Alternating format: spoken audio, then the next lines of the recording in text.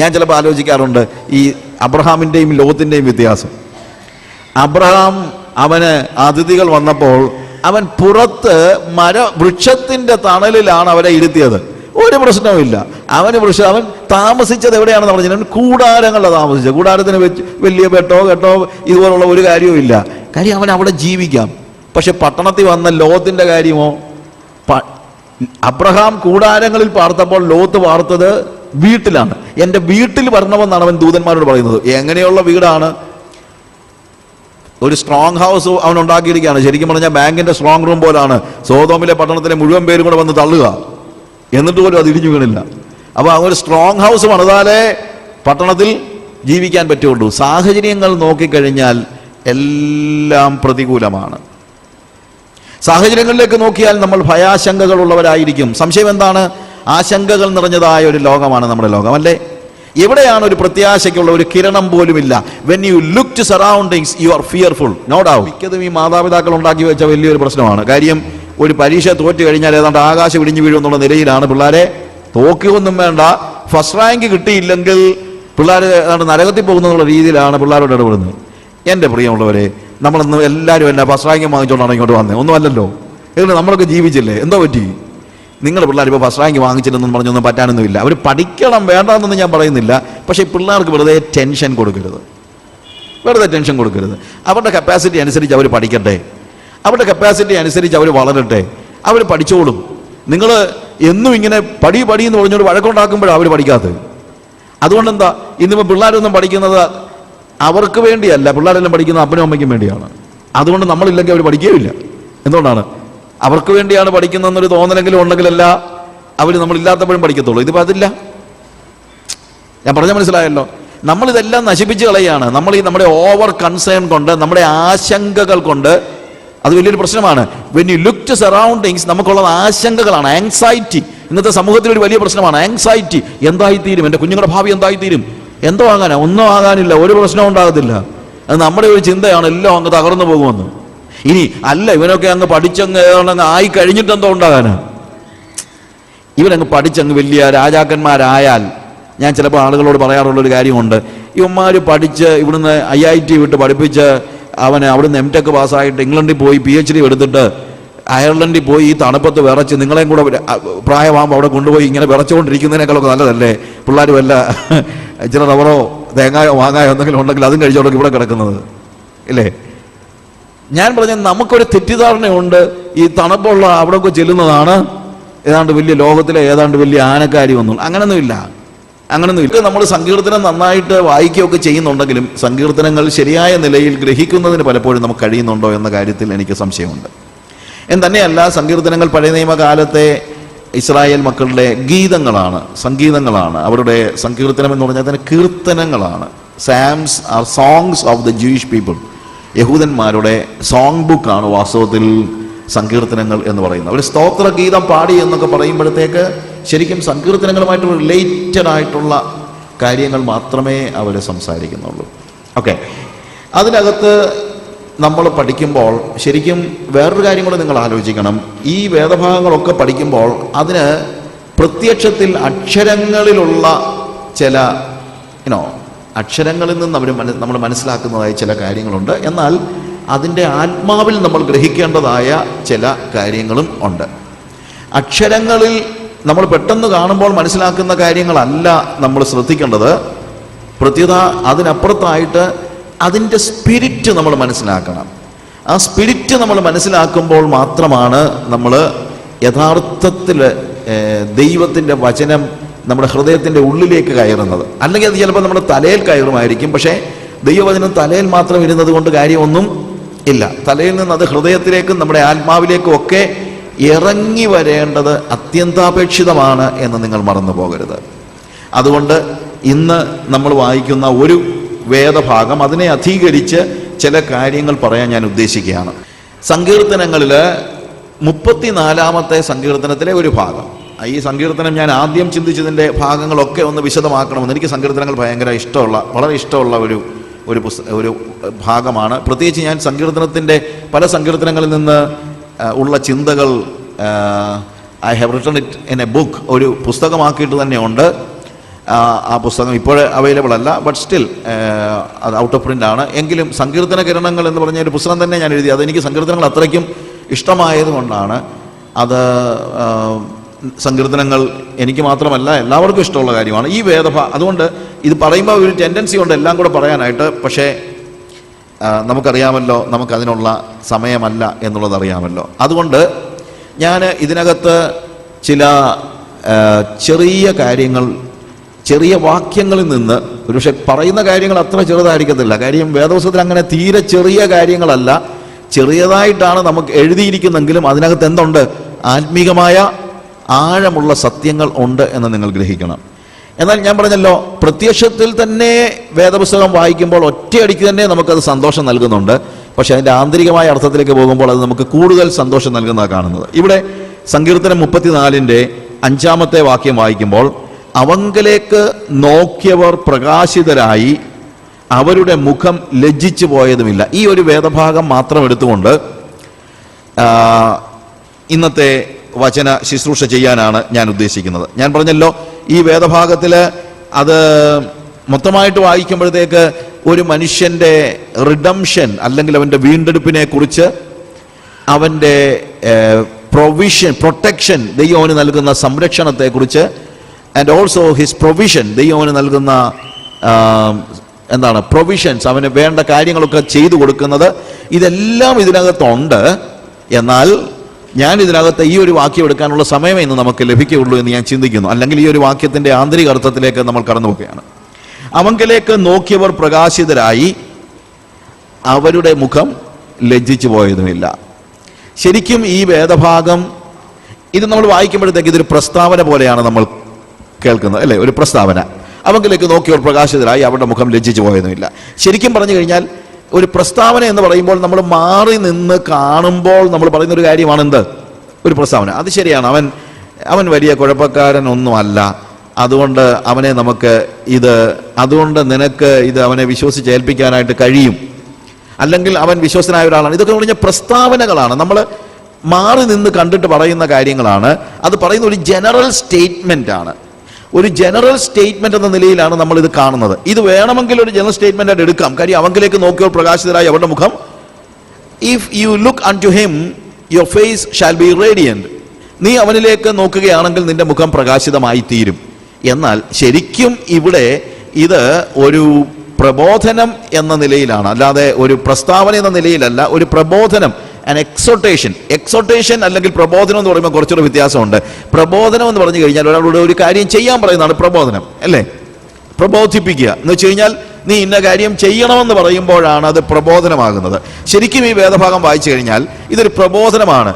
Look to him and be radiant. അവങ്കിലേക്ക് നോക്കുക, പ്രകാശിതരായിത്തീരുക എന്നുള്ളതാണ് ശരിക്കും ഈ വാക്യത്തിന്റെ ശരിയായ ഒരു തർജ്ജമ. Look to him and be radiant. നീ അവനിലേക്ക് നോക്ക്, നിന്റെ മുഖം പ്രകാശിതമായി തീരുവെന്ന് തന്നെയല്ല, പ്രകാശിതനാവുക. Look to him and be radiant. അവങ്കിലേക്ക് നോക്കി നിന്റെ മുഖത്തെ പ്രകാശമുള്ളതാക്കുക എന്നതാണ് ഒരു പ്രബോധനം എന്ന നിലയിൽ ഇവിടെ പറയുന്നത്. സോ ഇവിടെ മുഖം പ്രകാശമാക്കുക എന്നതിൻ്റെ of course your face shall be radiant. എന്നാൽ അതിനൊരു കണ്ടീഷൻ ഉണ്ട്. അതിൻ്റെ പിന്നിൽ ഒരു കാര്യം നമ്മൾ ചെയ്താലേ പറ്റുള്ളൂ. എന്ത്? അവങ്കിലേക്ക് നോക്കണം. അപ്പോൾ രണ്ട് അവസ്ഥ, ഒരു വ്യക്തിയുടെ രണ്ട് അവസ്ഥയെന്നോ അല്ലെങ്കിൽ രണ്ട് തരത്തിലുള്ള ആളുകളെയോ നമ്മളിവിടെ കാണുന്നുണ്ട്. ഒരു വ്യക്തിയുടെ അവസ്ഥ എന്ന് പറയുമ്പോൾ നമ്മളൊക്കെ ചിലപ്പോൾ ഈ ഡെന്റൽ സർജറിയോ അല്ലെങ്കിൽ മറ്റുള്ള കാര്യങ്ങളിലൊക്കെ അഡ്വർടൈസ്മെന്റ് കാണുമ്പോൾ സർജറിക്ക് മുമ്പ്, സർജറിക്ക് ശേഷം എന്നൊക്കെ നമ്മൾ പറയുമല്ലോ. എന്ന് വെച്ച് കഴിഞ്ഞാൽ ഭയങ്കര ഡിഫറൻ്റ് ആയിരിക്കും ഒരു സർജറി, അല്ലേ? അതാണല്ലോ ഫോട്ടോസൊക്കെ നമ്മൾ കാണുമ്പോൾ നമ്മൾ കാണുന്ന കാര്യം അതാണ്. അതിന് മുമ്പ്, അതിന് ശേഷം, റൈറ്റ്? ഇതേപോലെ തന്നെ സങ്കീർത്തനക്കാരൻ നമ്മളോട് പറയുന്നത്, നീ അവങ്കിലേക്ക് നോക്കുന്നതിന് മുമ്പ് നിന്റെ രൂപം അല്ലെങ്കിൽ നിന്റെ മുഖം ഇരുണ്ടതായിരിക്കും, ദുഃഖപൂർണമായിരിക്കും, ദുരന്തപൂർണമായിരിക്കും. But look to him and be radiant. നീ അവനെ ഒന്ന് നോക്കിക്കഴിഞ്ഞാൽ അത് പ്രകാശമാനമായിരിക്കും എന്നുള്ളതാണ് അവിടെ പറയുന്നതായ പ്രധാനപ്പെട്ട കാര്യം. സി, ഇവിടെ രണ്ട് കൂട്ടർ അല്ലെങ്കിൽ രണ്ടവസ്ഥ എന്താണ്? ഒന്ന് അവങ്കിലേക്ക് നോക്കുന്നവരും, രണ്ട് അവങ്കിലേക്ക് നോക്കാത്തവരും. ചില ആളുകൾ ഒരിക്കലും ദൈവത്തിലേക്ക്, അവങ്കിലേക്ക്, യേശുവിലേക്ക് നോക്കുവാനായിട്ട് തയ്യാറാകുന്നില്ല. അവരുടെ മുഖം പ്രകാശമാനമാവുക എന്ന് പറയുന്നത് അസാധ്യമായ കാര്യമാണ്. അവർ പറയുന്നത് ഞങ്ങൾക്ക് ഒരു പ്രശ്നമില്ലെന്ന. ചിലരുടെ ഒരു പ്രശ്നം എന്താണ്, അവരുടെ പ്രശ്നം തന്നെ അവർക്കൊരു പ്രശ്നം ഉണ്ടെന്നുള്ളത് അവർക്ക് അറിയത്തില്ലെന്നുള്ളതാണ്. എന്നാൽ രണ്ടു കൂട്ടരും അഫ്ലിക്റ്റഡ് ആണ്. രണ്ടു കൂട്ടരും, അതായത് അവങ്കിലേക്ക് നോക്കുന്നവരും അവങ്കിലേക്ക് നോക്കാത്തവരും ഒരുപോലെ തന്നെ ദുരന്തത്തിലാണ്. ദുരന്തമൊന്നും ഇല്ലെന്ന് ചിലപ്പോൾ പറയുമായിരിക്കും. ചില ആളുകളുടെ ഒരു പ്രശ്നം എന്താ, അവർക്കൊരു ഒരു പ്രശ്നം ഉണ്ടെന്ന് അവർ സംസാരിക്കത്തില്ല, അല്ലെങ്കിൽ അത് പറയത്തില്ല. അവരുടെയൊക്കെ ചിന്ത അവർ വലിയ സിംഹമാണെന്നാണ്. നമുക്കറിയാമല്ലോ പണ്ടത്തെ സിംഹത്തിൻ്റെയും എലിയുടെയും സ്റ്റോറിയൊക്കെ. എലി സിംഹത്തോട് പറയുന്നൊരു കാര്യമുണ്ട്, എന്നെ ഇപ്പം നീ ഒന്ന് രക്ഷിച്ചു വിടുകയാണെങ്കിൽ എന്തെങ്കിലും ഒരു സമയത്ത് ഞാൻ നിന്നെ സഹായിക്കാം. ഉടനെ സിംഹത്തിൻ്റെ ഒരു ചോദ്യമുണ്ട്, നീ എന്നെ എന്നാ സഹായിക്കാനാ? കാര്യം എനിക്ക് എന്നാ സഹായമാ ആവശ്യം. പക്ഷേ വേട്ടക്കാരൻ്റെ വലയിൽപ്പെട്ട് കഴിഞ്ഞപ്പോൾ ഈ പാവം എലി എന്ന് കടിച്ചു മുറിച്ചത് കൊണ്ടാണ്, വല കടിച്ചു മുറിച്ചത് കൊണ്ടാണ് സിംഹത്തിന് രക്ഷപ്പെടാനായിട്ട് പറ്റിയത്, അല്ലേ? ആ ഒരു സ്റ്റോറിയാണ്, ദാറ്റ്സ് ഓൺലി എ സ്റ്റോറി. പക്ഷേ നമ്മുടെയൊക്കെ പലപ്പോഴും ചിന്ത, ഐ ക്യാൻ മാനേജ് എവറിഥിങ്, എനിക്ക് എന്തും ചെയ്യാൻ കഴിയും, ഐ ക്യാൻ ഡു എനിത്തിങ്, എനിക്ക് ആരുടെ ഹെൽപ്പ് വേണ്ടെന്നുള്ള ഒരു ചിന്തയാണ് പലപ്പോഴും ഉള്ളത്. നമുക്ക് അങ്ങനെയുള്ള എത്രയോ ആളുകളുടെ ജീവിതത്തിൽ അവർ പരാജയപ്പെട്ടത് നമ്മൾ കണ്ടിട്ടുണ്ട്. നമ്മുടെ കൺമുമ്പിൽ തന്നെ എത്രയോ ആളുകളെ കണ്ടിട്ടുണ്ട്. എനിക്ക് ആരുടെയും സഹായം ആവശ്യമില്ല എന്നൊക്കെ പറഞ്ഞ് പാലായിൽ തന്നെ എത്ര പേര് പറഞ്ഞത്, പിന്നെ ആരുടെയെങ്കിലുമൊക്കെ അടുക്കൽ ചെന്ന് സഹായം അഭ്യർത്ഥിക്കുന്നത് നമ്മൾ തീർച്ചയായിട്ടും കണ്ടിട്ടുണ്ടല്ലേ? അപ്പോൾ എനിക്ക് സഹായം ആവശ്യമില്ല, ഞാനൊരു ദുരന്താവസ്ഥയിലല്ല, എനിക്ക് ആവശ്യമുള്ളതെല്ലാം ഉണ്ട് എന്നുള്ള ചിന്ത ഒരു പാഴ് ചിന്തയാണ്. അങ്ങനൊരു ചിന്ത ഉള്ളവരുടെ ഏറ്റവും വലിയ പ്രശ്നം, അവർക്ക് ഒരിക്കലും ഒരു സഹായം ആരിൽ നിന്ന് കിട്ടത്തുമില്ല. കാര്യം അവനെ സഹായിക്കേണ്ട ആവശ്യമില്ലല്ലോ എന്നുള്ളതായിരിക്കും നമ്മളാണെങ്കിലും ചിന്തിക്കുന്നത്. എപ്പോഴും ഏറ്റവും നല്ലത് വിനയപൂർവ്വം എനിക്ക് ഒരു പ്രശ്നമുണ്ട് എന്ന് സമ്മതിക്കുന്നതാണ്. കാരണം എപ്പോഴാണ് നമ്മുടെ സകല ആശ്രയങ്ങളും അറ്റുപോകുന്നത് നമുക്കറിയത്തില്ല. ഗുജറാത്തിൽ ഭൂകമ്പം ഉണ്ടായ ചരിത്രം നിങ്ങളൊരു പക്ഷേ വായിച്ചു കാണും, അല്ലെങ്കിൽ നിങ്ങൾ അറിഞ്ഞിട്ടുണ്ട്. ആ സമയത്ത് അവിടെ ഒരു സന്നദ്ധ സംഘടന നടത്തിയ ഭക്ഷണ വിതരണത്തിൻ്റെ സമയത്ത് ഒരു വ്യക്തി ഇവരുടെ അടുത്ത് ചെന്ന് ഭക്ഷണം ചോദിക്കുന്ന ഒരു വ്യക്തിയെക്കുറിച്ച് ഒരു സ്റ്റോറി ഉണ്ടായിരുന്നു. സ്റ്റോറിയല്ല, നടന്ന കാര്യമാണ്. അയാൾ ഈ ഭക്ഷണപ്പൊതി വിതരണം ചെയ്യുന്ന ആളുടെ അടുത്ത് ചെന്ന് പറഞ്ഞു, ഇന്നലെ ഞാൻ ഇവിടുത്തെ രാജാവായിരുന്നു, ഇന്ന് എനിക്ക് വിശക്കുന്നു, അല്പം ഭക്ഷണം തരുമോ? ഇന്നലെ ഞാൻ ഇവിടുത്തെ രാജാവായിരുന്നു. നമുക്കറിയാമല്ലോ, നോർത്ത് ഇന്ത്യയിലൊക്കെ പല നാട്ടു രാജാക്കന്മാരും ഉണ്ട്. അവരൊക്കെ വലിയ ധനികരും ആയിരക്കണക്കിന് ഏക്കർ വസ്തുക്കളുള്ളവരും ഒക്കെയാണ്. ഈ മനുഷ്യൻ ഇതേപോലെ ആയിരക്കണക്കിന് ഏക്കർ വസ്തുക്കളൊക്കെ ഉണ്ടായിരുന്ന ആളാണ്. പറഞ്ഞിട്ടെന്താ കാര്യം? ഭൂകമ്പം ഉണ്ടായി കഴിഞ്ഞപ്പോൾ ഹി ലോസ്റ്റ് എവറിഥിങ്. പിറ്റേ ദിവസം ഭക്ഷണപ്പൊതി വിതരണം ചെയ്യുന്നിടത്ത് തിക്കി തിരക്കി നിന്നിട്ട് അവൻ എന്ത് ചെയ്യുകയാണ്? ചോദിക്കുന്ന ചോദ്യം, ഇന്നലെ ഞാൻ ഇവിടുത്തെ രാജാവായിരുന്നു, പക്ഷേ ഇന്ന് എനിക്ക് അല്പം ഭക്ഷണം തരുമോ? എനിക്ക് വിശക്കുന്നു, എനിക്ക് അല്പം ഭക്ഷണം തരുമോ? അപ്പോൾ ഇന്നലെ ആരെങ്കിലും അവൻ്റെ അടുത്ത് ഭക്ഷണം കൊണ്ട് ചെന്നായിരുന്നെങ്കിൽ എന്തായിരുന്നതിനും ഗതി ഒന്ന് ആലോചിച്ച് നോക്കിയേ, ഇല്ലേ? സമ്മതിക്കുമോ? ഒരിക്കലും സമ്മതിക്കത്തില്ല, ഇല്ലേ? എൻ്റെ തലമുറകൾക്ക് കഴിയാനുള്ളത് ഞാൻ സൂക്ഷിച്ചു വെച്ചിട്ടുണ്ടെന്നായിരിക്കും അയാൾ പറയുന്നത്. പക്ഷേ എല്ലാം തകർന്നു പോകാൻ ഒരു നിമിഷം മതി. അതുകൊണ്ട് ഒരു പ്രശ്നവും എനിക്കില്ല എന്നുള്ള ചിന്തയോടുകൂടെ, ആ ഒരു ചിന്താഗതിയോടുകൂടെ ജീവിക്കുന്നത് ഒരു നല്ല കാര്യമൊന്നുമല്ല എന്ന് നിങ്ങൾ ഓർക്കണം. എപ്പോഴും ഏറ്റവും നല്ലത് എന്താണ്? എനിക്കൊരു പ്രതിസന്ധി ഉണ്ട് എന്നുള്ള കാര്യം നമ്മൾ സമ്മതിക്കുന്നതാണ്. എല്ലാവർക്കും ആവശ്യങ്ങളുണ്ട്, എല്ലാം തികഞ്ഞവരാരുമില്ല. എന്നാൽ നമ്മുടെ പ്രതിസന്ധിയെ നമ്മെ സഹായിക്കാൻ കഴിവുള്ള ഒരാളുടെ അടുത്ത് കൊണ്ടുവരുന്നതാണ് ആവശ്യമായിരിക്കുന്നത്. നമ്മളുടെ ചില ആളുകളുണ്ട്, അവരുടെ പ്രശ്നങ്ങൾ കാണുന്നവരോടെല്ലാം പറഞ്ഞുകൊണ്ടിരിക്കും. എന്ത് പ്രയോജനം? ഒരു പ്രയോജനം ഉണ്ടാകത്തില്ല, ഇല്ലേ? നമ്മൾക്ക് എത്രയോ ആളുകളോട് നമ്മുടെ പ്രശ്നങ്ങളും പ്രതിസന്ധികളും എല്ലാം പറഞ്ഞിട്ടുണ്ട്. അവർ കുറച്ചു നേരം കേട്ടിട്ട് എന്താ, കുറച്ചു നേരം കേട്ടാൽ തന്നെ ഭാഗ്യം, ഇല്ലെങ്കിൽ കുറച്ച് കഴിയുമ്പോൾ ആ നമ്മുടെ ഒരു മനുഷ്യൻ്റെ ഒരു പ്രശ്നമുണ്ടല്ലോ, അവർക്ക് പ്രയോജനമൊന്നുമില്ലെന്ന് മനസ്സിലാക്കി കഴിഞ്ഞാൽ അവരോട് ഞാൻ അല്പം ബിസിയാണ് കേട്ടോ, ഇപ്പം പൊക്കോട്ടെ എന്ന് പറഞ്ഞിട്ട് അവർ സ്ഥലം വിടും. ഇനി അവർക്ക് നിങ്ങളെ സഹായിക്കാൻ കഴിയുകയുമില്ല, മനസ്സുമില്ല. എന്നാൽ നിങ്ങൾ കർത്താവിങ്കിലേക്ക് തിരിയാണ്. ഇതാണ് ഇവിടുത്തെ എക്സോർട്ടേഷൻ എന്ന് പറയുന്നത്. ലുക്ക് ടു ഹിം, അവങ്കിലേക്ക് നോക്കുക, പ്രകാശിതരായിത്തീരുക. If you look unto him, അവനിലേക്ക് നിങ്ങൾ നോക്കിയാൽ നിങ്ങൾ പ്രകാശിതരായി തീരും. നീ നോക്ക് എന്നുള്ള ഈ എക്സോർട്ടേഷൻ, പ്രബോധനം, അത് പറയുമ്പോൾ സ്വാഭാവികമായ ഒരു ചോദ്യം ഉണ്ടാകുന്നുണ്ട്. അത് പറയാൻ നിനക്കെന്നാ അധികാരം? അല്ലെങ്കിൽ അത് പറയാൻ നിനക്കെന്താണ് അതിനുള്ള യോഗ്യത? അപ്പോഴാണ് അവൻ പറയുന്നത്, ഈ എളിയവൻ നിലവിളിച്ചു. വേഴ്സ് 6, ഈ എളിയവൻ നിലവിളിച്ചു, യഹോവ കേട്ടു, അവന്റെ സകല കഷ്ടങ്ങളിൽ നിന്നും അവനെ രക്ഷിച്ചു. അപ്പോൾ സങ്കീർത്തനക്കാരൻ പറയുന്നു, നീ അവങ്കിലേക്ക് നോക്ക്, നിനക്ക് പ്രകാശിതനായി തീരുവാൻ കഴിയും. എന്തുകൊണ്ട്? ഞാനും നിന്നെ പോലൊക്കെ ആയിരുന്നു സഹോദര. ഞാനും ഒരു എളിയവനായിട്ട്, എബിയോൺ, എളിയവൻ എന്ന് പറയുമ്പോൾ ഒന്നുമില്ലാത്ത, യാതൊരു, ഇവിടെ ഉപയോഗിച്ചിരിക്കുന്ന വാക്ക് ദരിദ്രൻ എന്ന് മാത്രമല്ല, അധ്വാനിച്ചാൽ പോലും, ബിസിനസ് ചെയ്താൽ പോലും, എന്ത് ചെയ്താലും എനിക്ക് മടങ്ങി വരാൻ, അതാണ് വാസ്തവത്തിൽ ഇവിടെ ഉപയോഗിച്ചിരിക്കുന്ന വാക്കിന്റെ പ്രത്യേകത. അതായത് എൻ്റെ സ്വാഭാവിക പരിശ്രമം കൊണ്ട് എനിക്ക് ഉയർന്നു വരാൻ കഴിയാത്ത ഒരു സാഹചര്യത്തിൽ എല്ലാ വാതിലുകളും അടഞ്ഞ ഒരു വ്യക്തിയെ വിളിക്കുന്ന പേരാണ് ഇവിടെ എളിയവൻ ഉദ്ദേശിക്കുന്നത്. This poor man cried. ഈ ദരിദ്രനായ, അശരണനായ, ആരും സഹായിക്കാനില്ലാത്ത ഞാൻ കരഞ്ഞു. എന്ത് സംഭവിച്ചു? എളിയവൻ നിലവിളിച്ചു, യഹോവ കേട്ടു, അവന്റെ സകല കഷ്ടങ്ങളിൽ നിന്നും അവനെ വിടുവിച്ചു. അപ്പോൾ മറ്റൊരാളോട് ദൈവം നിന്നെ സഹായിക്കും എന്ന് പറയാനുള്ള നമ്മുടെ അവകാശം എന്താണ്, നമ്മുടെ യോഗ്യത എന്താണ് എന്ന് ചോദിച്ചാൽ, ദൈവത്തിൽ നിന്ന് സഹായം സ്വീകരിച്ചിട്ടുള്ളവന് മാത്രമേ, ദൈവത്തിൻ്റെ സഹായം അനുഭവിച്ചിട്ടുള്ളവന് മാത്രമേ മറ്റൊരാളോട് പറയാൻ അവകാശമുള്ളൂ. എക്സോട്ടേഷന്റെ എലിജിബിലിറ്റി എന്ന് പറയുന്നത് എക്സ്പീരിയൻസ് ആണ്. പ്രബോധനത്തിൻ്റെ യോഗ്യത എന്ന് പറയുന്നത് നമ്മുടെ അനുഭവമാണ്. അനുഭവമില്ലാത്ത ഒരാൾ എത്ര പറഞ്ഞു കഴിഞ്ഞാലും യാതൊരു അർത്ഥവുമില്ല. അർത്ഥമില്ലെന്നല്ല, ആളുകൾക്ക് അത് സ്വീകരിക്കാൻ കഴിയത്തില്ല. കൂലി കൊടുത്ത ഒരാളോട് പറഞ്ഞിട്ട് അർത്ഥമൊന്നുമില്ല. നീ പോയി ഇന്നാരോട് പറ, നീ അവങ്കിലേക്ക് നോക്കി, കൂലി കൊടുത്ത് പറഞ്ഞിട്ട് കാര്യമില്ല. എക്സ്പീരിയൻസ് ചെയ്യാത്ത ഒരാൾക്കും എക്സോട്ട് ചെയ്യാനുള്ള അവകാശം ഇല്ല. നമ്മളോട് ചോദിക്കുമ്പോൾ നമുക്ക് നമ്മുടെ ജീവിതത്തിൻ്റെ അനുഭവത്തിൽ നിന്ന് പറയാൻ കഴിയണം, എൻ്റെ ജീവിതത്തിൽ ഇത് തന്നെ സംഭവിച്ചു എന്ന് പറയാൻ കഴിയണം. ഒരു പരിധി വരെ ദൈവം നമ്മളെ ഈ പ്രതിസന്ധികളിലൂടെ കടത്തിവിട്ട് സഹായിക്കുന്നതിൻ്റെ കാരണം ഇതേ പ്രതിസന്ധിയിലൂടെ കടന്നു പോകുന്ന അനേകർക്ക് നിങ്ങൾ ഒരു ആശ്വാസമാകേണ്ടതിന്, അവരെ പ്രബോധിപ്പിക്കേണ്ടതിനാണ്. അതുകൊണ്ട് നമ്മുടെ പ്രതിസന്ധികൾക്ക് വേണ്ടിയും നമുക്ക് കർത്താവിന് സ്തോത്രം ചെയ്യാനായിട്ട് കഴിയും എന്നുള്ളതാണ് വേദപുസ്തകം പഠിപ്പിക്കുന്ന ഒരു പ്രധാനപ്പെട്ട കാര്യം. നമ്മുടെ എക്സ്പീരിയൻസ് നമ്മൾ മറ്റുള്ളവരോട് ഷെയർ ചെയ്യുകയാണ്. അല്ലാത്ത ഒരാൾക്കും അത് പറയാനുള്ള അവകാശമില്ല. ഞാൻ ചിലപ്പോൾ ആലോചിച്ചിട്ടുണ്ട്, ഈ പൗലോസ് പറയുന്നൊരു വാക്കുണ്ട്, ഈ സുവിശേഷം പറയാൻ ദൈവം, നമ്മൾ സുവിശേഷം പറയുമ്പോൾ അല്ലെങ്കിൽ ഈ ശുശ്രൂഷ ദൂതന്മാർ കുനിഞ്ഞു നോക്കുന്നതാണ് പറഞ്ഞത്. അതായത് ദൂതന്മാർക്ക് ഭയങ്കര ആഗ്രഹം ഉണ്ടായിരുന്നു എന്ത് ചെയ്യണം, സുവിശേഷം പറയണമെന്ന്. ഒരു നല്ല കാര്യമല്ലേ? യേശു കർത്താവ് കാൽവരി ക്രൂശിൽ മരിച്ച മനുഷ്യവർഗത്തിന്റെ പാപങ്ങൾക്ക് പരിഹാരമായി മരിച്ച വിവരം ലോകത്തിലെല്ലായിടത്തും പോയി പറയാൻ ഒരു വലിയ ഒരു ആഗ്രഹം ആർക്കുണ്ടായിരുന്നു? ദൂതന്മാർക്കുണ്ടായിരുന്നു. പക്ഷെ കർത്താവ് പറഞ്ഞു വേണ്ട. എന്ന് ചോദിച്ചാൽ അതെന്താ? ഞാൻ നിങ്ങളെ വീണ്ടെടുത്തിട്ടില്ലല്ലോ. ഇത് വീണ്ടെടുപ്പിന്റെ സുവിശേഷമാണ്. ഇത് പറയേണ്ടത് ആരാണെന്നറിയാമോ? ആരാ? വീണ്ടെടുക്കപ്പെട്ടവരാണ് വീണ്ടെടുപ്പിന്റെ സുവിശേഷം പ്രഘോഷിക്കേണ്ടത്.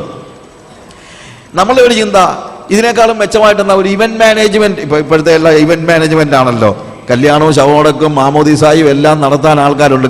വേണമെങ്കിൽ മരണ വീട്ടിൽ പോയി കരയാനും ഒരാളെ അറേഞ്ച് ചെയ്തു തരും. ചിരിക്കുമൊന്നും വേണ്ട, അതൊക്കെ പണ്ട് തൊട്ടേ ഉണ്ടായിരുന്നതാണ്. യേശുവിൻ്റെ കാലഘട്ടത്തിൽ പോലും എന്താണ് കല്യാണ ശവമടക്ക് കണക്കുമ്പോഴത്തേക്ക് എന്താ അവിടെ നിന്ന് കരയാൻ ആളെ ഒരുക്കിയിരുന്നു. ഇപ്പം വന്ന് നമുക്ക് അങ്ങനെ വേണമെങ്കിൽ ആളെ കിട്ടും. കാര്യം കരയാനൊക്കെ ആർക്കെവിടെ നേരം.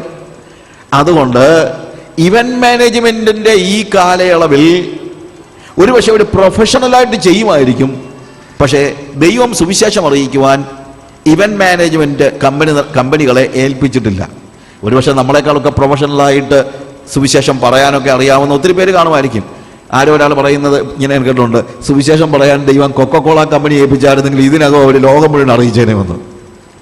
ഒരുപക്ഷെ നമ്മളെക്കാൾ വളരെ നന്നായിട്ട് കൊക്കക്കോള കമ്പനി പരസ്യം ചെയ്തെന്നിരിക്കും. എന്നാൽ ദൈവം വീണ്ടെടുപ്പിന്റെ സന്ദേശം മറ്റുള്ളവരോട് പറയാൻ അവകാശം കൊടുത്തിരിക്കുന്നത് ഇവന്റ് മാനേജേഴ്സിനെ അല്ല, മൾട്ടിനാഷണൽ കമ്പനികളെ അല്ല, അഡ്വർടൈസ്മെന്റ് ഏജൻസീസിനെ അല്ല, ദൂതന്മാരെ പോലുമല്ല. പിന്നെ ആരെയാണെന്നറിയാമോ? വീണ്ടെടുക്കപ്പെട്ടവരായ ദൈവമക്കളെയാണ് വീണ്ടെടുപ്പിന്റെ സുവിശേഷം പറയാൻ ദൈവം ഭരമേൽപ്പിച്ചിരിക്കുന്നത്. അവരെ മാത്രമാണ്. ഇവിടെ സങ്കീർത്തനക്കാരൻ പറയുന്നത് ഇത് എന്റെ എക്സ്പീരിയൻസ് ആണ്, ഇറ്റ് ഈസ് മൈ എക്സ്പീരിയൻസ്. ഈ എളിയവൻ നിലവിളിച്ചു, യഹോവ കേട്ടു, അവന്റെ സകല കഷ്ടങ്ങളിൽ നിന്നും അവനെ വിടുവിച്ചു. ഈ പറഞ്ഞ രീതിയിൽ നമുക്കിന്ന് ആവശ്യമായിരിക്കുന്നത് അറിയാമോ? നമുക്ക് we need to experience salvation and redemption. നമ്മൾ രക്ഷയും വീണ്ടെടുപ്പും നമ്മൾ അനുഭവിക്കണം. നമ്മുടെ ജീവിതത്തിൽ വീണ്ടെടുപ്പിന്റെ അനുഭവം ഉണ്ടാകണം. അല്ലാതെ ഒരു സുവിശേഷീകരണം എന്ന് പറയുന്നത് അസാധ്യമാണ്. അത് നമ്മുടെ സമൂഹത്തിലെ ഏത് പദവിയിലുള്ള ആളാണെങ്കിലും, നമ്മളൊരു പക്ഷേ സൺഡേ സ്കൂൾ പഠിപ്പിക്കുന്ന ആളായിരിക്കാം, അൽമായ ശുശ്രൂഷകനായിരിക്കാം, പള്ളിയിലെ പാസ്റ്ററായിരിക്കാം, ആരും ആയിക്കോട്ടെ, വീണ്ടെടുക്കപ്പെടാത്ത ഒരു വ്യക്തിക്ക് എന്തിനു അവകാശമില്ല? വീണ്ടെടുപ്പിന്റെ സുവിശേഷം പറയാനുള്ള അവകാശം ഇല്ല. ആരുമായിക്കോട്ടെ, ആരാണെങ്കിലും. അതുകൊണ്ട് ഈ പ്രീ റിക്വസിറ്റ് നമ്മൾ, ഈ അനുഭവം നമുക്ക് വളരെ പ്രധാനമായിരിക്കണം എന്നുള്ളത് നിങ്ങൾ മറന്നു പോകരുത്. ഇവിടെ പറയുന്നു, അവങ്കലേക്ക് നോക്കുക, look to him and be ready. Look to him. ഈ ഒരു നോട്ടമാണ് വ്യത്യാസമെല്ലാം ഉണ്ടാക്കുന്നത്. അവങ്കലേക്കൊന്ന് നോക്ക്. അതാണ് ഇന്ന് ഞാൻ എംഫസൈസ് ചെയ്യാൻ ഉദ്ദേശിക്കുന്നതായ കാര്യം. ഈ മെസ്സേജിൻ്റെ തന്നെ പ്രത്യേകത അതാണ്. ഈ മെസ്സേജിൽ ഞാനിന്ന് നിങ്ങളോട് എക്സോർട്ട് ചെയ്യാൻ ഉദ്ദേശിക്കുന്ന ഒരൊറ്റ വാക്കാണ് ലുക്ക് ടു ഹിം. അവങ്കലേക്ക് നോക്കുക. ഇന്ന് നമ്മുടെ പ്രതിസന്ധികളുടെ സമയത്ത് നമ്മൾ അവങ്കലേക്ക് നോക്കുന്നുവെങ്കിൽ നമ്മുടെ മുഖം പ്രകാശിതമായി തീരും. ഇത് പറയാനാണ് ഞാൻ ഈ ആദ്യത്തെ ദിവസം ഇവിടെ വന്നിരിക്കുന്നത്. Look to him and be radiant. ഒരു നോട്ടമുണ്ടാക്കുന്നതായ വ്യത്യാസം. നമ്മളുടെ നോട്ടം എങ്ങോട്ടാണോ അതനുസരിച്ചാണ് നമ്മുടെ ജീവിതത്തിൻ്റെ കാഴ്ചപ്പാടും നമ്മുടെ ജീവിതത്തിൻ്റെ എല്ലാ കാര്യങ്ങളും. ഞാനിത് പറയുമ്പോഴൊക്കെ ഓർക്കുന്ന ഒരു കഥയുണ്ട്. ഈ കഥ നടന്ന കാര്യമാണ്. Literally happen. പക്ഷേ ഇപ്പോഴൊന്നും അല്ല, 2 സഹസ്രാബ്ദങ്ങൾക്ക് മുമ്പ് നടന്ന ഒരു കാര്യമാണ്. മാസിഡോണിയയിൽ ഫിലിപ്പ് രാജകുമാരൻ, അലക്സാണ്ടർ ചക്രവർത്തിയുടെ പിതാവായിരുന്ന ഫിലിപ്പ് രാജാവ് ഭരിച്ചുകൊണ്ടിരുന്നതായ സമയത്ത് അവിടെ നടന്ന ഒരു കാര്യം. ഈ ഫിലിപ്പ് എന്ന വാക്കിൻ്റെ തന്നെ അർത്ഥം കുതിരകളെ സ്നേഹിക്കുന്നവനെന്നാണ്. He loves horses. നമുക്കറിയാമല്ലോ, പണ്ടത്തെ രാജാക്കന്മാരുടെയൊക്കെ വലിയ ഒരു ഹരമാണ് എന്ത്? കുതിരകൾ. ഇപ്പോൾ കാറുകളെ സ്നേഹിക്കുന്നവരുണ്ട്, ബൈക്കിനെ സ്നേഹിക്കുന്നവരുണ്ട്. നമ്മുടെ ക്രിക്കറ്റ് താരങ്ങളുടെയൊക്കെ വലിയ എന്താണ് അവരുടെ ഹോബി എന്ന് പറഞ്ഞു കഴിഞ്ഞാൽ വലിയ ഏറ്റവും വില കൂടിയതായ സ്പോർട്സ് ബൈക്കുകളൊക്കെ സ്വന്തമാക്കുക. പിന്നെ ചിലരുടെ ചിത്രങ്ങളെ സ്നേഹിക്കുന്നവർ എന്ന് പറഞ്ഞ്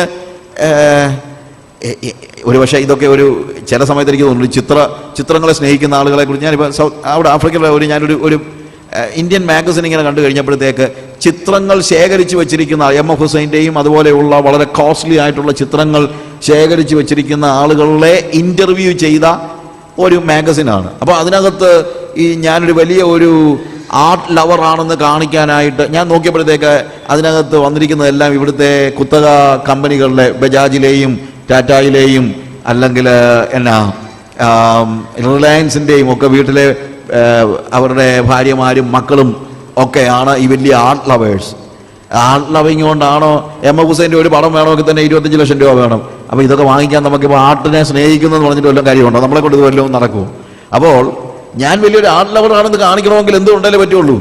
ഇഷ്ടംപോലെ കാശുണ്ടല്ലേ പറ്റുള്ളൂ. അതുപോലെ നമുക്കിപ്പം നിശ്ചയിച്ചാൽ ലോകത്തിലെ ഏറ്റവും വില കൂടിയ കാറുകളെല്ലാം കൂടെ നമുക്ക് കൊണ്ടുവരാൻ വല്ലതും പറ്റുമോ? ഒന്നും പറ്റത്തില്ല. പൂനെവാല എന്ന് പറഞ്ഞൊരു പാർട്ടി പൂനെയിലുണ്ട്. അയാളുടെ ഹോബി തന്നെ ലോകത്തിലെ ഏറ്റവും ലേറ്റസ്റ്റ് ആയിട്ടുള്ള കാറുകൾ, ഏറ്റവും പഴക്കമുള്ള കാറുകൾ. ഇത് രണ്ടും അയാളുടെ കയ്യിലുണ്ട്. അയാൾക്ക് ഭയങ്കര ശേഖരമാണ്. ഹോഴ്സ് റേസ് അല്ലെങ്കിൽ കുതിര ഓട്ടം, കുതിരപ്പന്തയം ഒക്കെ നടത്തുന്ന ഒരു പാർട്ടിയാണ്. അപ്പോൾ അതിന് അവർക്ക് പൈസ കൊണ്ടല്ലേ പറ്റുള്ളൂ. ഇതുപോലെ ഫിലിപ്പ് രാജകുമാരന് കാശും ഉണ്ടായിരുന്നു. അയാൾക്ക് കുതിരകളെ വാസ് ലവിങ് ഹോഴ്സസ്. അതുകൊണ്ട് അയാൾ എന്ത് ചെയ്തു? എപ്പോഴും ഏറ്റവും നല്ല കുതിരകളെ അയാൾ സ്വന്തമാക്കാനായിട്ട് പരിശ്രമിച്ചു. ഇത് നാട്ടുകാർക്കും അറിയാം. നമ്മുടെ ഈ കാര്യങ്ങളൊക്കെ പെട്ടെന്ന് നമുക്ക് വിവരിക്കത്തില്ല. അപ്പോൾ അതുകൊണ്ട് നാട്ടുകാരിൽ ആർക്കെങ്കിലും ഒരു നല്ല കുതിര ഉണ്ടെങ്കിൽ അയാൾ ഫിലിപ്പ് രാജകുമാരൻ്റെ അടുത്ത് അല്ലെങ്കിൽ ഫിലിപ്പ് രാജാവിൻ്റെ അടുത്ത് കൊണ്ട് കൊടുത്തു കഴിഞ്ഞാൽ അവർക്കറിയാം മാർക്കറ്റിൽ കിട്ടുന്ന പ്രൈസിൻ്റെ 3 ടൈംസോ 5 ടൈംസോ കൊടുക്കാൻ രാജാവ് തയ്യാറാണ്. ഒരു ദിവസം ഒരു മനുഷ്യൻ ഒരു കുതിരയെയും കൊണ്ട് രാജാവിൻ്റെ അടുത്ത് വന്നു. വളരെ മനോഹരമായ വെരി യങ്, വളരെ സ്മാർട്ടായിട്ടുള്ള ഒരു കുതിര, വളരെ സ്മാർട്ടായിട്ടുള്ള ഒരു യങ് കുതിര. ഈ കുതിരയും കൊണ്ട് അവിടെ ചെന്ന് കഴിഞ്ഞ് കണ്ടപ്പോഴേ ഫിലിപ്പ് രാജകുമാരൻ ചിന്തിച്ചു, കൊള്ളാമല്ലോ, ഇറ്റ്സ് എ ബ്യൂട്ടിഫുൾ ഹോഴ്സ്, ഇതിനെ വാങ്ങിക്കണമെന്ന് ചിന്തിച്ചു. പക്ഷേ ഈ കുതിരയെ വാങ്ങിക്കണമെങ്കിൽ സൗന്ദര്യം മാത്രം നോക്കി വാങ്ങിക്കാൻ പറ്റത്തില്ല. ഈ കുതിരയ്ക്ക് മെരുക്കമുണ്ടോ, ടൈംനെസ് നോക്കിയെങ്കിലേ പറ്റുള്ളൂ. അല്ലാതെ മെരുക്കമില്ലാത്തൊരു കുതിരയെ കിട്ടിക്കഴിഞ്ഞാൽ അപകടമല്ലേ. അതുകൊണ്ട് ഇതിൻ്റെ മെരുക്കം പരിശോധിക്കാനായിട്ട് അദ്ദേഹം എന്ത് ചെയ്യുന്നറിയാമോ? കുതിര ലായം നടത്തുന്ന അല്ലെങ്കിൽ അയാളുടെ കുതിരകളെ പരിരക്ഷിക്കുന്നതായ അതിൻ്റെ പരിശീലകനെ വിളിച്ചിട്ട് പറഞ്ഞു, നീ ഇതിൻ്റെ ടൈംനെസ് ഒന്ന് നോക്ക്. ഇയാളെ കുതിരയുടെ അടുത്തോട്ട് ചെന്നതേ ഉള്ളൂ. കുതിര ഒരൊറ്റ തൊഴിയാണ്, ഇതിൻ്റെ പുറത്തോട്ട് കയറാൻ നോക്കിയതാണ്. അപ്പോൾ ആകെപ്പാടെ ഫിലിപ്പ് രാജാവ് ചിന്തിച്ചു, എടാ ഇതിനെ വാങ്ങിച്ചാൽ എങ്ങനെ? എന്നാലും വേണ്ടുകയില്ല. സൈന്യാധിപനെ വിളിച്ചിട്ട് പറഞ്ഞു, നല്ല കുതിരയാണ്, പക്ഷേ ഇതിൻ്റെ ടൈംനെസ് നീ ഒന്ന് നോക്കണം. അതുകൊണ്ട് നീ ഒന്ന് പോയി നോക്ക്. മറ്റവനെ അവൻ തൊഴിച്ച് വിഷമിപ്പിച്ചിരിക്കുകയാണ്. അതുകൊണ്ട് യു ജസ്റ്റ് ട്രൈ.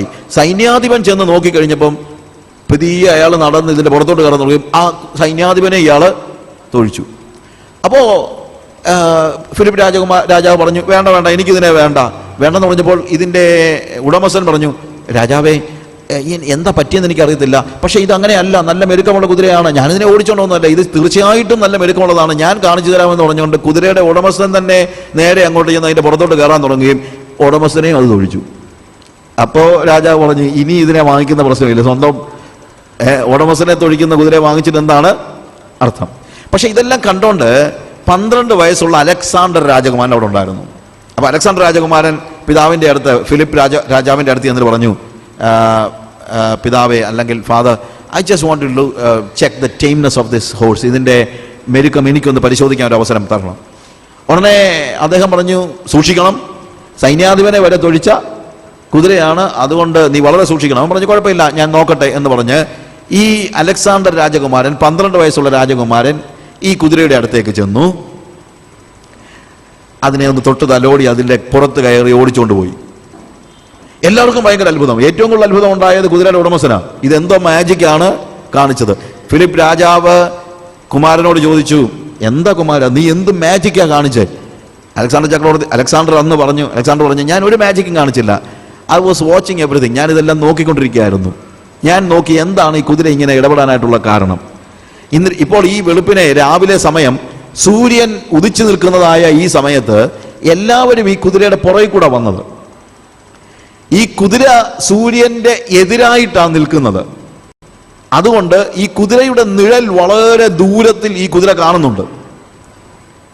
മനസ്സിലായല്ലോ? അതിൻ്റെ തന്നെ നിഴൽ കണ്ട് ഇത് പേടിച്ചിരിക്കുകയാണ്. അതിൻ്റെ കൂട്ടത്തിൽ ചെന്നവരെല്ലാം അതിൻ്റെ പുറകിൽ കൂടാ ചെന്നത്. ഈ നടന്നു ചെല്ലുന്ന ഓരോരുത്തരും നടക്കുന്ന സമയത്ത് ഇതിൻ്റെ വലിയ നിഴൽ കണ്ടപ്പം ഇതിനെ ഉപദ്രവിക്കാൻ ആരാണ്, ഇത് ആരാ വരുന്നതെന്നൊന്നും ഇതിനറിയത്തില്ലല്ലോ. ഇതിനെ ഉപദ്രവിക്കാൻ പരിശ്രമിക്കുന്നുവെന്ന് വെച്ച് വന്ന ആളുകളെ തൊഴിച്ച്, അത് ഉടമസ്ഥനാണെന്ന് പോലും നോക്കിയില്ല. കാര്യം ഈ നിഴല് കണ്ടിട്ടാണ് ഈ പേടിയെല്ലാം നടക്കുന്നത്. നിഴൽ, ഞാൻ പറഞ്ഞ മനസ്സിലായല്ലോ?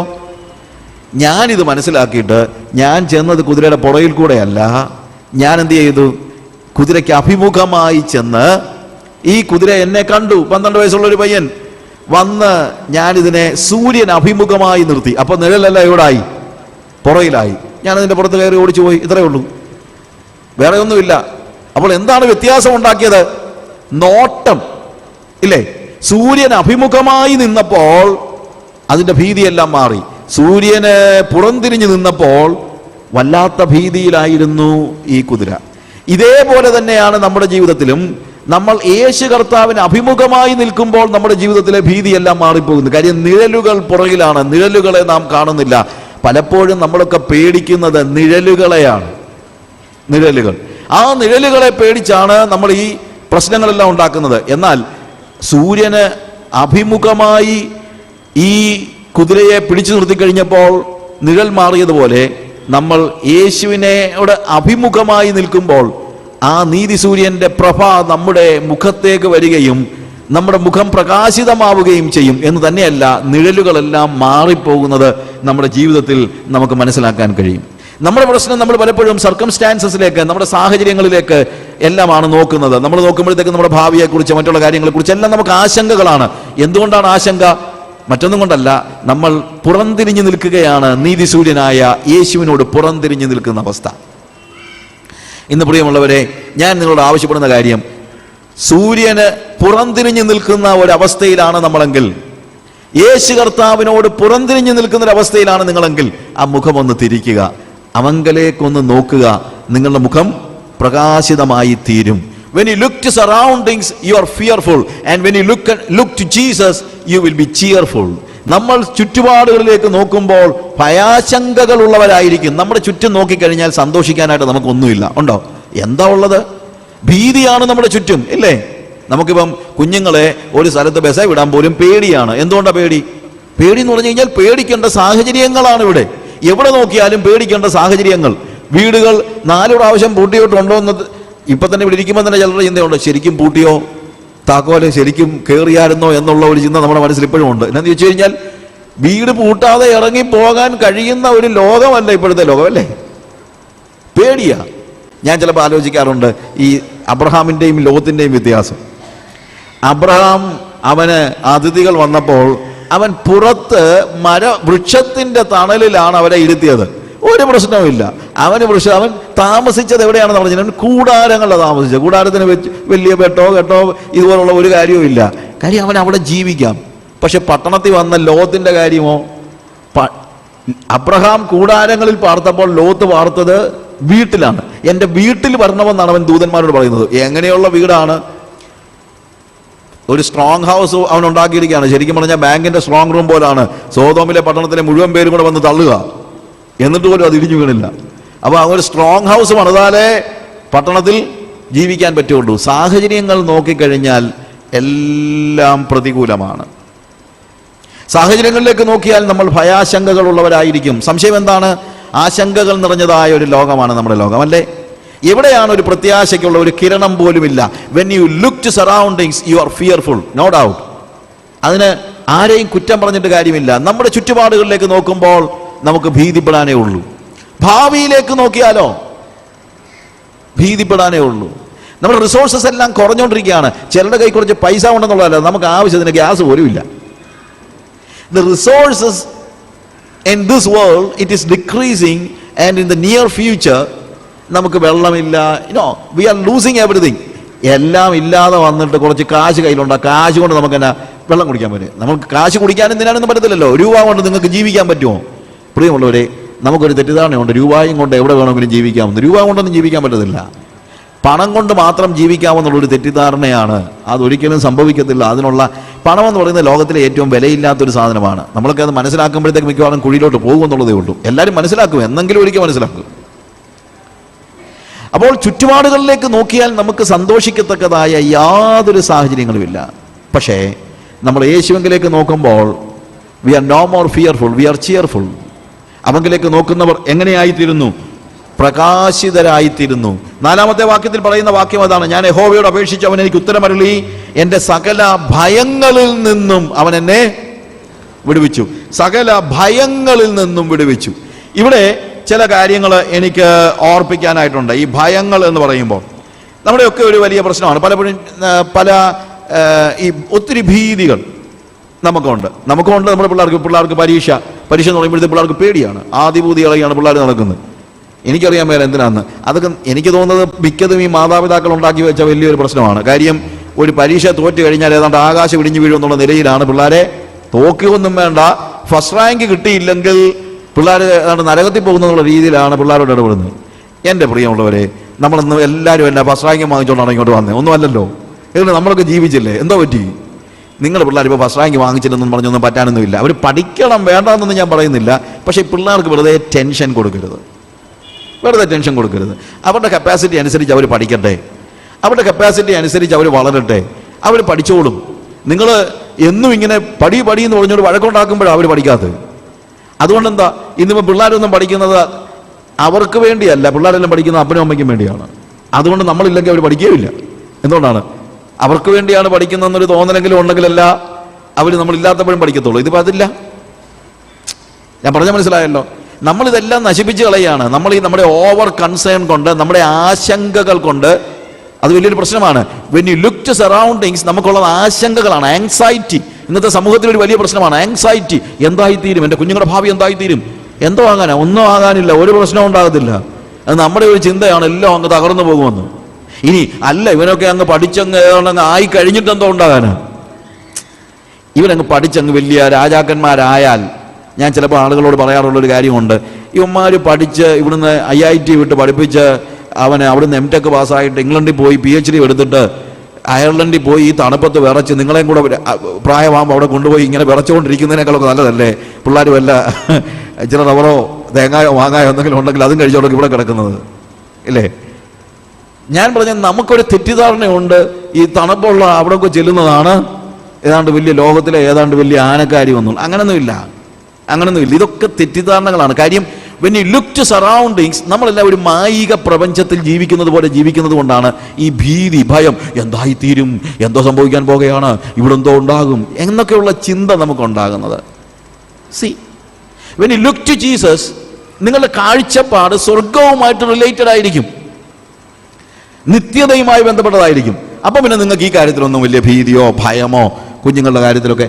Because when you look to Jesus, നിങ്ങളുടെ മനസ്സങ്ങ് കുളിരുകയാണ്, നിങ്ങൾക്കൊരു റിയാലിറ്റിയിലേക്ക് വരികയാണ്, നിങ്ങൾ യാഥാർത്ഥ്യം എന്താണെന്ന് തിരിച്ചറിയുകയാണ്.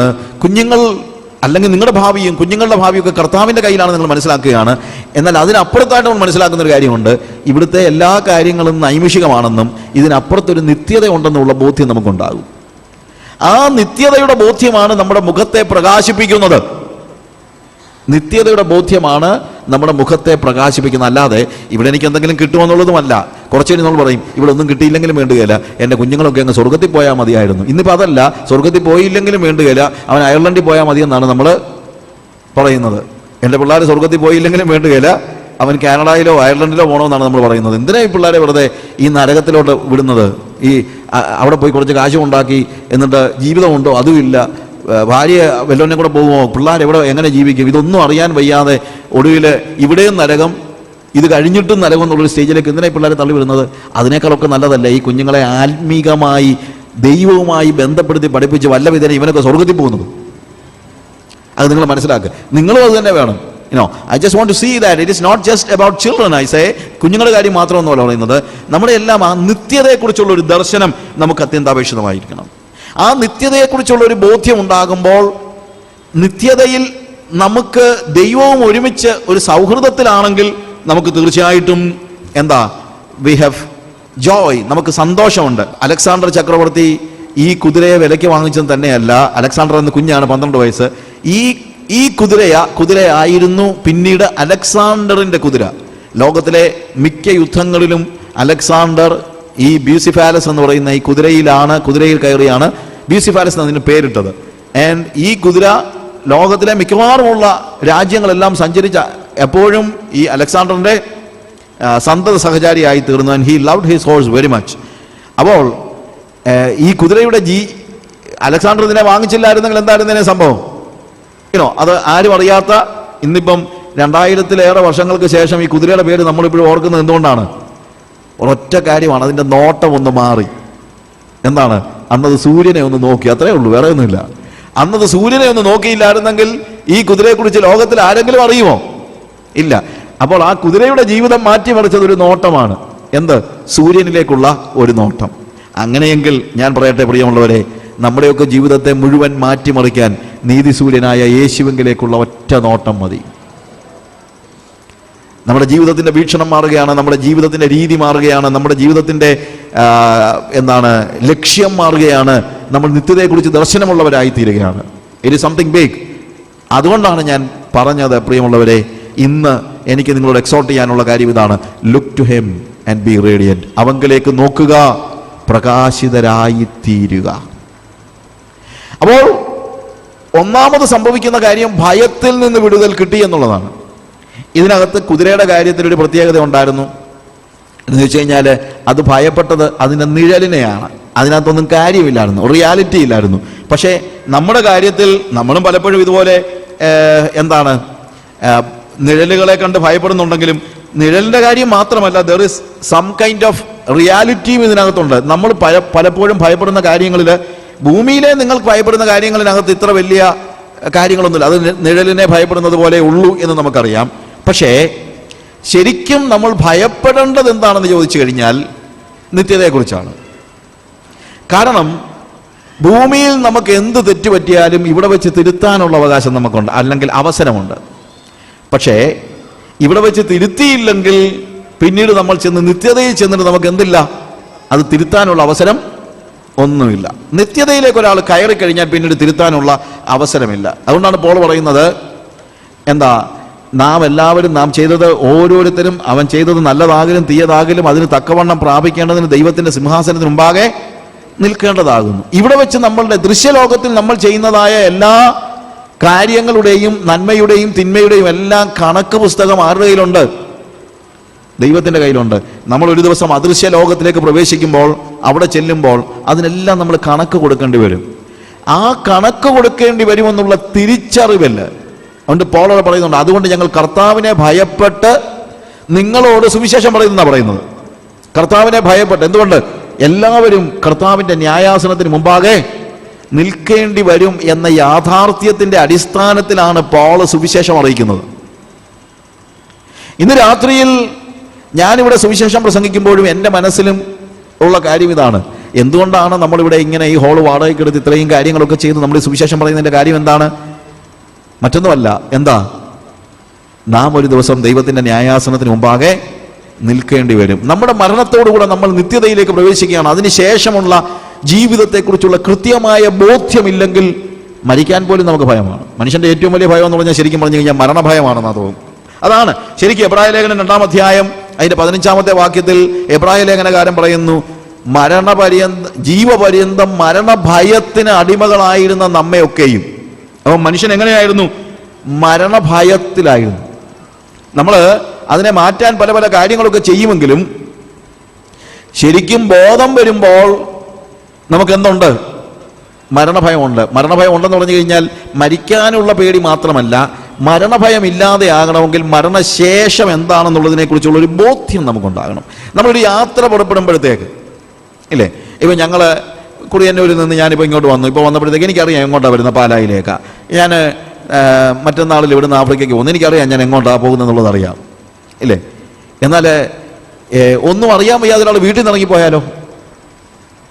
വീട്ടിൽ നിന്ന് ഇറങ്ങി പോകുമ്പോഴത്തേക്ക് എവിടെ താമസിക്കുക, എങ്ങോട്ട് പോകും, ഒന്നും അറിയാൻ വയ്യാതെ പോകുമ്പോൾ തീർച്ചയായിട്ടും എന്തുണ്ട്? എന്താണ് ഭാവി എന്നുള്ളതിനെക്കുറിച്ച് അറിയാതെ വരുമ്പോഴാണ് നമുക്ക് എന്തുണ്ടാകുന്നത്? ഭയമുണ്ടാകുന്നത്. നമുക്കിപ്പം ഇവിടുന്ന് ഞങ്ങൾ തിരിച്ച് വീട്ടിലേക്ക്, നിങ്ങളിപ്പോൾ ഇന്ന് വൈകുന്നേരം തിരിച്ച് വീട്ടിലേക്ക് പോകുന്നു. എന്നാൽ നിങ്ങൾ വീട്ടിൽ നിന്ന് നാളെ ഓഫീസിലേക്ക് പോകുന്നു വെക്കുക. ഓഫീസിലേക്ക് പോകുമ്പോഴത്തേക്ക് നിങ്ങൾ ഭീതിയോടെയാണോ പോകുന്നത്? അല്ല. കാരണം നിങ്ങളുടെ സുരക്ഷിതത്വത്തെക്കുറിച്ച് നിങ്ങൾക്ക് ഒരു ബോധ്യമുണ്ട്. നിങ്ങൾ ഇന്ന് ഓഫീസിൽ പോകുന്നു, ഓഫീസിൽ നിന്ന് നിങ്ങൾ മടങ്ങി വീട്ടിലേക്ക് വരുന്നു, ഇങ്ങനെയുള്ള കാര്യങ്ങളെക്കുറിച്ച് നിങ്ങൾക്ക് ബോധ്യമുണ്ട്. എന്നാൽ നിങ്ങൾ വീട് ജപ്തി ചെയ്ത് വീട്ടിൽ നിന്ന് ഇറക്കി വിട്ടാലോ? ഓഫീസിലേക്ക് പോകുന്ന ലാഘവത്വത്തോടെ നിങ്ങൾ പോകുമോ? ഇല്ല. കാരണം ഇനി എന്ത് എന്നുള്ളതിനെക്കുറിച്ചുള്ള തിരിച്ചറിവ് നമുക്ക് ഇല്ല. അത് അജ്ഞതയിലാണ്. ആ അജ്ഞതയിൽ നിന്നാണ് നമുക്ക് എന്തുണ്ടാകുന്നത്? ഭീതി ഉണ്ടാകുന്നത്. ഇതുപോലെ ഒരു വ്യക്തി യഥാർത്ഥത്തിൽ മരണത്തെ ഭയപ്പെടുന്നതിന്റെ കാരണം മരണശേഷം എന്താണെന്നുള്ളതിനെ കുറിച്ചുള്ള കൃത്യമായ തിരിച്ചറിവ്, ജ്ഞാനം അവനില്ലാതെ വരുമ്പോഴാണ്. അത് മരണശേഷം എന്തെന്നുള്ളതിനെ കുറിച്ചുള്ള സയന്റിഫിക് ഇക്വേഷൻ ഒന്നും കിട്ടാനൊന്നുമല്ല. എൻ്റെ ഭാവി എന്താണ്, എൻ്റെ നിത്യത ഞാൻ എവിടെയാണ് എന്നുള്ളതിനെക്കുറിച്ച് ബോധമുണ്ട്. ഞാൻ പറഞ്ഞല്ലോ, ബോധമില്ലാതെ വരുമ്പോഴത്തേക്ക് നമുക്ക് ചിലപ്പം ബോധമില്ലാതെ ഓരോരുത്തർക്ക് എന്തെല്ലാം കാണിക്കുന്നു. ഒരു ചെറുക്കൻ കള്ള കുടിച്ച് വളരെ ഇതായി കഴിഞ്ഞ് തോക്കും കൊണ്ടിങ്ങനെ നടക്കണം, വെടിവെക്കുമെന്ന് പറഞ്ഞ് ഇങ്ങനെ നിൽക്കുകയാണ്. അപ്പോഴത്തേക്ക് എല്ലാവരും ഇങ്ങനെ പേടിച്ച് മാറിയ കൂട്ടത്തിൽ ഇവൻ്റെ അപ്പൻ വന്നു പറഞ്ഞു, തോക്ക് താഴെ ഇട്. മുന്നേ നിൽക്കുന്ന അപ്പനാണെന്ന് തിരിച്ചറിയാൻ പോലുമുള്ള ബോധം ഇവനില്ല. അപ്പൻ മകനാണല്ലോ എന്ന് വെച്ച് അടുത്ത് വരികയും ഇവൻ വെടിപൊട്ടിക്കുകയും ചെയ്തു. And the father died. അവൻ്റെ മദ്യത്തിൻ്റെ എല്ലാ കെട്ടും വീണുപോയി. ഒറ്റ നിമിഷം കൊണ്ട് തന്നെ അവൻ്റെ കള്ളിൻ്റെ എല്ലാ കെട്ടും വീണുപോയി. എന്തുകൊണ്ടാണ്? അവൻ യാഥാർത്ഥ്യത്തെ തിരിച്ചറിഞ്ഞു. അല്ലെങ്കിൽ അവന് ബോധമില്ലാതെ വരുമ്പോഴത്തേക്ക്, അതുപോലെ മനുഷ്യൻ പലപ്പോഴും നിത്യതയെക്കുറിച്ച് ചിന്തിക്കാതിരിക്കാൻ ലഹരി പിടിക്കത്തക്ക നിലയിൽ കള്ളു കുടിക്കാതിരിക്കത്തില്ല, നിത്യതയെക്കുറിച്ച് ചിന്തിക്കാതിരിക്കത്തക്ക നിലയിൽ ഇവിടെ അങ്ങ് സുഖങ്ങൾ കൊണ്ട് നമ്മളെ മൂടിക്കളയാമെന്ന്, അല്ലെങ്കിൽ സുഖങ്ങൾ കുടിച്ച് സുഖങ്ങൾ നുകർന്നുകൊണ്ട് ഒരു പക്ഷേ ബോധമില്ലാതെ, നിത്യതയെക്കുറിച്ച് ബോധ്യമില്ലാതെ മനുഷ്യൻ ജീവിക്കുന്നുണ്ടായിരിക്കാം. ഉണ്ടല്ലോ, നമ്മൾ അങ്ങനെ എത്രയോ ആൾക്കാരെ കാണുന്നുണ്ട് ഇല്ലേ. They never want to think about eternity. അവർക്ക് നിത്യതയെക്കുറിച്ച് ചിന്തിക്കാൻ ഇഷ്ടമില്ലാത്തതാണ് പ്രശ്നം. പക്ഷേ ഇഷ്ടമുണ്ടെങ്കിലും ഇഷ്ടമില്ലെങ്കിലും ഒരു യാഥാർത്ഥ്യമുണ്ട്. ഒരിക്കൽ മരിക്കുകയും പിന്നെ ന്യായവിധിയും ദൈവം മനുഷ്യന് നിയമിച്ചിരിക്കുന്നു. നിങ്ങൾക്ക് ഇഷ്ടമില്ല എന്ന് വെച്ചുകൊണ്ട് കാര്യമില്ല. ആർക്കാണ് ഇഷ്ടമുള്ളത്? ന്യായവിധിക്ക് ആർക്കാണ് ഇഷ്ടമുള്ളത്? ഇഷ്ടമുണ്ടെങ്കിലും ഇഷ്ടമില്ലെങ്കിലും അതൊരു യാഥാർത്ഥ്യമാണല്ലേ. എനിക്ക് ഇഷ്ടമില്ലാത്തതൊന്നും നടക്കരുതെന്നില്ലല്ലോ. എൻ്റെ ഇഷ്ടമനുസരിച്ചല്ല ലോകം സഞ്ചരിക്കുന്നത്, എൻ്റെ ഇഷ്ടമനുസരിച്ചല്ല നിത്യത സംഭവിക്കുന്നത്. എന്താണ്? അതിനൊരു നിയമമുണ്ട്. എന്താ? ദൈവത്തിൻ്റെ നിയമമുണ്ട്. ഒരിക്കൽ മരിക്കുകയും പിന്നെ ന്യായവിധിയും ദൈവം മനുഷ്യന് നിയമിച്ചിരിക്കുന്നു. അതുകൊണ്ടാണ് ഞാൻ പറഞ്ഞത്, നമ്മൾ പലപ്പോഴും അതിനെ മറക്കാൻ പരിശ്രമിച്ചാലും ഉറങ്ങാൻ കിടക്കുമ്പം മറക്കാൻ ശ്രമിച്ചതെല്ലാം പിന്നെയും കയറി വരുന്നത് നമുക്കറിയാം. Where am I going after this? ഇതിന് ശേഷം ഞാൻ എങ്ങോട്ടാണ് പോകുന്നത് എന്നുള്ള ഒരു ചോദ്യം നമ്മുടെ മനസ്സിൽ എപ്പോഴും ഉണ്ടായിരിക്കും. ഇത് ഒരിക്കലും ഈ നിത്യതയെക്കുറിച്ചുള്ള ഭയം എന്ന് പറയുന്നത് നമുക്ക് ട്രീറ്റ് ചെയ്ത് മാറ്റാനൊന്നും പറ്റത്തില്ല. നമ്മുടെ ഒരു ചിന്ത എന്ന് പറയുന്നത് പലപ്പോഴും ഇതൊരു സൈക്കോളജിക്കൽ ആയിട്ട് ഒരു ഫോബിയ എന്നൊക്കെ നമ്മൾ പറയുമല്ലോ. ചിലർക്ക് വെള്ളത്തെ പേടിയാണ്, ചിലർക്ക് അപ്പോഴത്തേക്ക് അതിന് നമ്മൾ സം കൈൻഡ് ഓഫ് ട്രീറ്റ്മെൻറ്റ് നമ്മൾ കൊടുക്കുന്നുണ്ട്, അല്ലെങ്കിൽ നമുക്കൊരു അവനെ നമ്മൾ കൗൺസിൽ ചെയ്യുന്നുണ്ട്. അങ്ങനെ കൗൺസിൽ ചെയ്ത് ചിലപ്പോൾ ഇതിനെയൊക്കെ മാറ്റാനായിട്ട് പരിശ്രമിക്കുന്നുണ്ട്. പക്ഷേ നിത്യതയെക്കുറിച്ചുള്ള ഭയം നമുക്ക് കൗൺസിൽ ചെയ്ത് മാറ്റാൻ പറ്റുന്ന കാര്യമൊന്നുമല്ല. Because it is A reality. Reality അല്ലെങ്കിൽ. അതുകൊണ്ടാണ് ഞാൻ പറഞ്ഞത്, നിഴലുകളാണെങ്കിൽ നമുക്ക് വേണമെങ്കിൽ കാര്യങ്ങൾ പറഞ്ഞു മനസ്സിലാക്കാം. പക്ഷെ ഇത് നിഴലൊന്നും അല്ല, ഇത് ഇറ്റ്സ് എ റിയാലിറ്റി. അതൊരു വലിയൊരു റിയാലിറ്റിയാണ്. അതുകൊണ്ട് നിത്യതയെക്കുറിച്ച് ഉള്ള നമ്മുടെ ഭീതി മാറണമെങ്കിൽ എന്ത് സംഭവിച്ചാലേ പറ്റുള്ളൂ? നിത്യതയിൽ നമ്മൾ എവിടെ ആയിരിക്കുമെന്നുള്ള ആ യാഥാർത്ഥ്യം നമ്മൾ തിരിച്ചറിഞ്ഞാലേ പറ്റുള്ളൂ. അതുകൊണ്ട് മതം പലപ്പോഴും, അത് ഞാൻ പലപ്പോഴും ആളുകൾ ചിലരുടെയൊക്കെ ചിന്ത എന്ന് പറഞ്ഞാൽ മതം ഒരു സൈക്കോളജിക്കൽ ട്രീറ്റ്മെന്റ് കൊടുക്കുന്ന ഒരു സ്ഥാപനം എന്നുള്ള നിലയിലാണ്. ഇപ്പം കാൾ മാർക്സ് ആണെങ്കിലും പറഞ്ഞു മതം മനുഷ്യനെ മയക്കുന്ന കറപ്പാണ്. കറപ്പെന്ന് പറഞ്ഞാൽ ഓപ്പിയം അല്ലേ? സെഡേറ്റ് ചെയ്യുന്ന ഓപ്പിയമാണ്. ഓപ്പിയം ആൾക്കാർ എന്തിനാ കഴിക്കുന്നത്? എല്ലാം മറക്കാൻ. എന്ത് മറക്കാൻ? യാഥാർത്ഥ്യം മറക്കാൻ. യാഥാർത്ഥ്യം മറക്കാനാണ് ഓപ്പിയം കഴിക്കുന്നത്. യാഥാർത്ഥ്യം മറക്കാനാണ് ഒരുത്തൻ കള്ളു കുടിക്കുന്നത്. യാഥാർത്ഥ്യം മറക്കാനാണ് അവൻ പാർട്ടി കൂടുന്നത്. യാഥാർത്ഥ്യം മറക്കാൻ. അതുപോലെ യാഥാർത്ഥ്യം മറക്കാനാണ് മതം എന്ന് കാൾ മാർക്സ് പറഞ്ഞു. കാരണം എന്താണെന്നറിയാമോ? അദ്ദേഹം ചിന്തിച്ചത് യാഥാർത്ഥ്യം എന്ന് പറയുന്നത് ഈ ഭൂമിയിലെ കാര്യങ്ങളാണെന്നാണ്. പക്ഷേ ഭൂമിയിലെ കാര്യങ്ങളല്ല യഥാർത്ഥ യാഥാർത്ഥ്യം. അത് പ്രസന്റ് റിയാലിറ്റീസ് ആണ്. ഓഫ് കോഴ്സ് വിശപ്പൊരു യാഥാർത്ഥ്യമാണ്. നമുക്ക് എല്ലാവർക്കും വിശപ്പൊരു യാഥാർത്ഥ്യമാണ്. ഭക്ഷണം ഒരു യാഥാർത്ഥ്യമാണ്. വസ്ത്രം ഒരു യാഥാർത്ഥ്യമാണ്. പാർപ്പിടം ഒരു യാഥാർത്ഥ്യമാണ്. ഇതൊക്കെ ദൃശ്യ യാഥാർത്ഥ്യങ്ങളാണ്. പക്ഷെ ദൃശ്യ യാഥാർത്ഥ്യങ്ങൾക്ക് അപ്പുറത്ത് ഒരു അദൃശ്യ യാഥാർത്ഥ്യമുണ്ട്. അതാണ് നമ്മുടെ നിത്യത. ആ നിത്യതയെ കുറിച്ച് നമുക്ക് ബോധ്യപ്പെടുത്തുന്നതാണ് റിലീജിയൻ എന്നുള്ളതാണ് പറയുന്നത്. ഞാൻ ടെലിവിഷനിൽ കൈരളി പീപ്പിളിൽ പണ്ട് ഒരു പ്രോഗ്രാം ചെയ്തുകൊണ്ടിരുന്ന കൂട്ടത്തിൽ ഒരു ടോക്ക് ഷോയിൽ ഒരു ടോക്കിൽ അവരെന്നോട് ചോദിച്ചൊരു ചോദ്യമുണ്ട്. ഈ മതങ്ങളൊക്കെ എന്തിനു വേണ്ടിയാ? മനുഷ്യനെ ഇങ്ങനെ പേടിപ്പിച്ച് കുറച്ച് പാപമൊക്കെ ചെയ്യാതിരിക്കാനൊക്കെ മനുഷ്യനെ പേടിപ്പിക്കാൻ വേണ്ടിയല്ലയോ? അവിടെ ചെല്ലുമ്പോൾ നരകമുണ്ട് എന്നൊക്കെ പറയാനുള്ളതല്ലേ? അതിനല്ലേ മതം?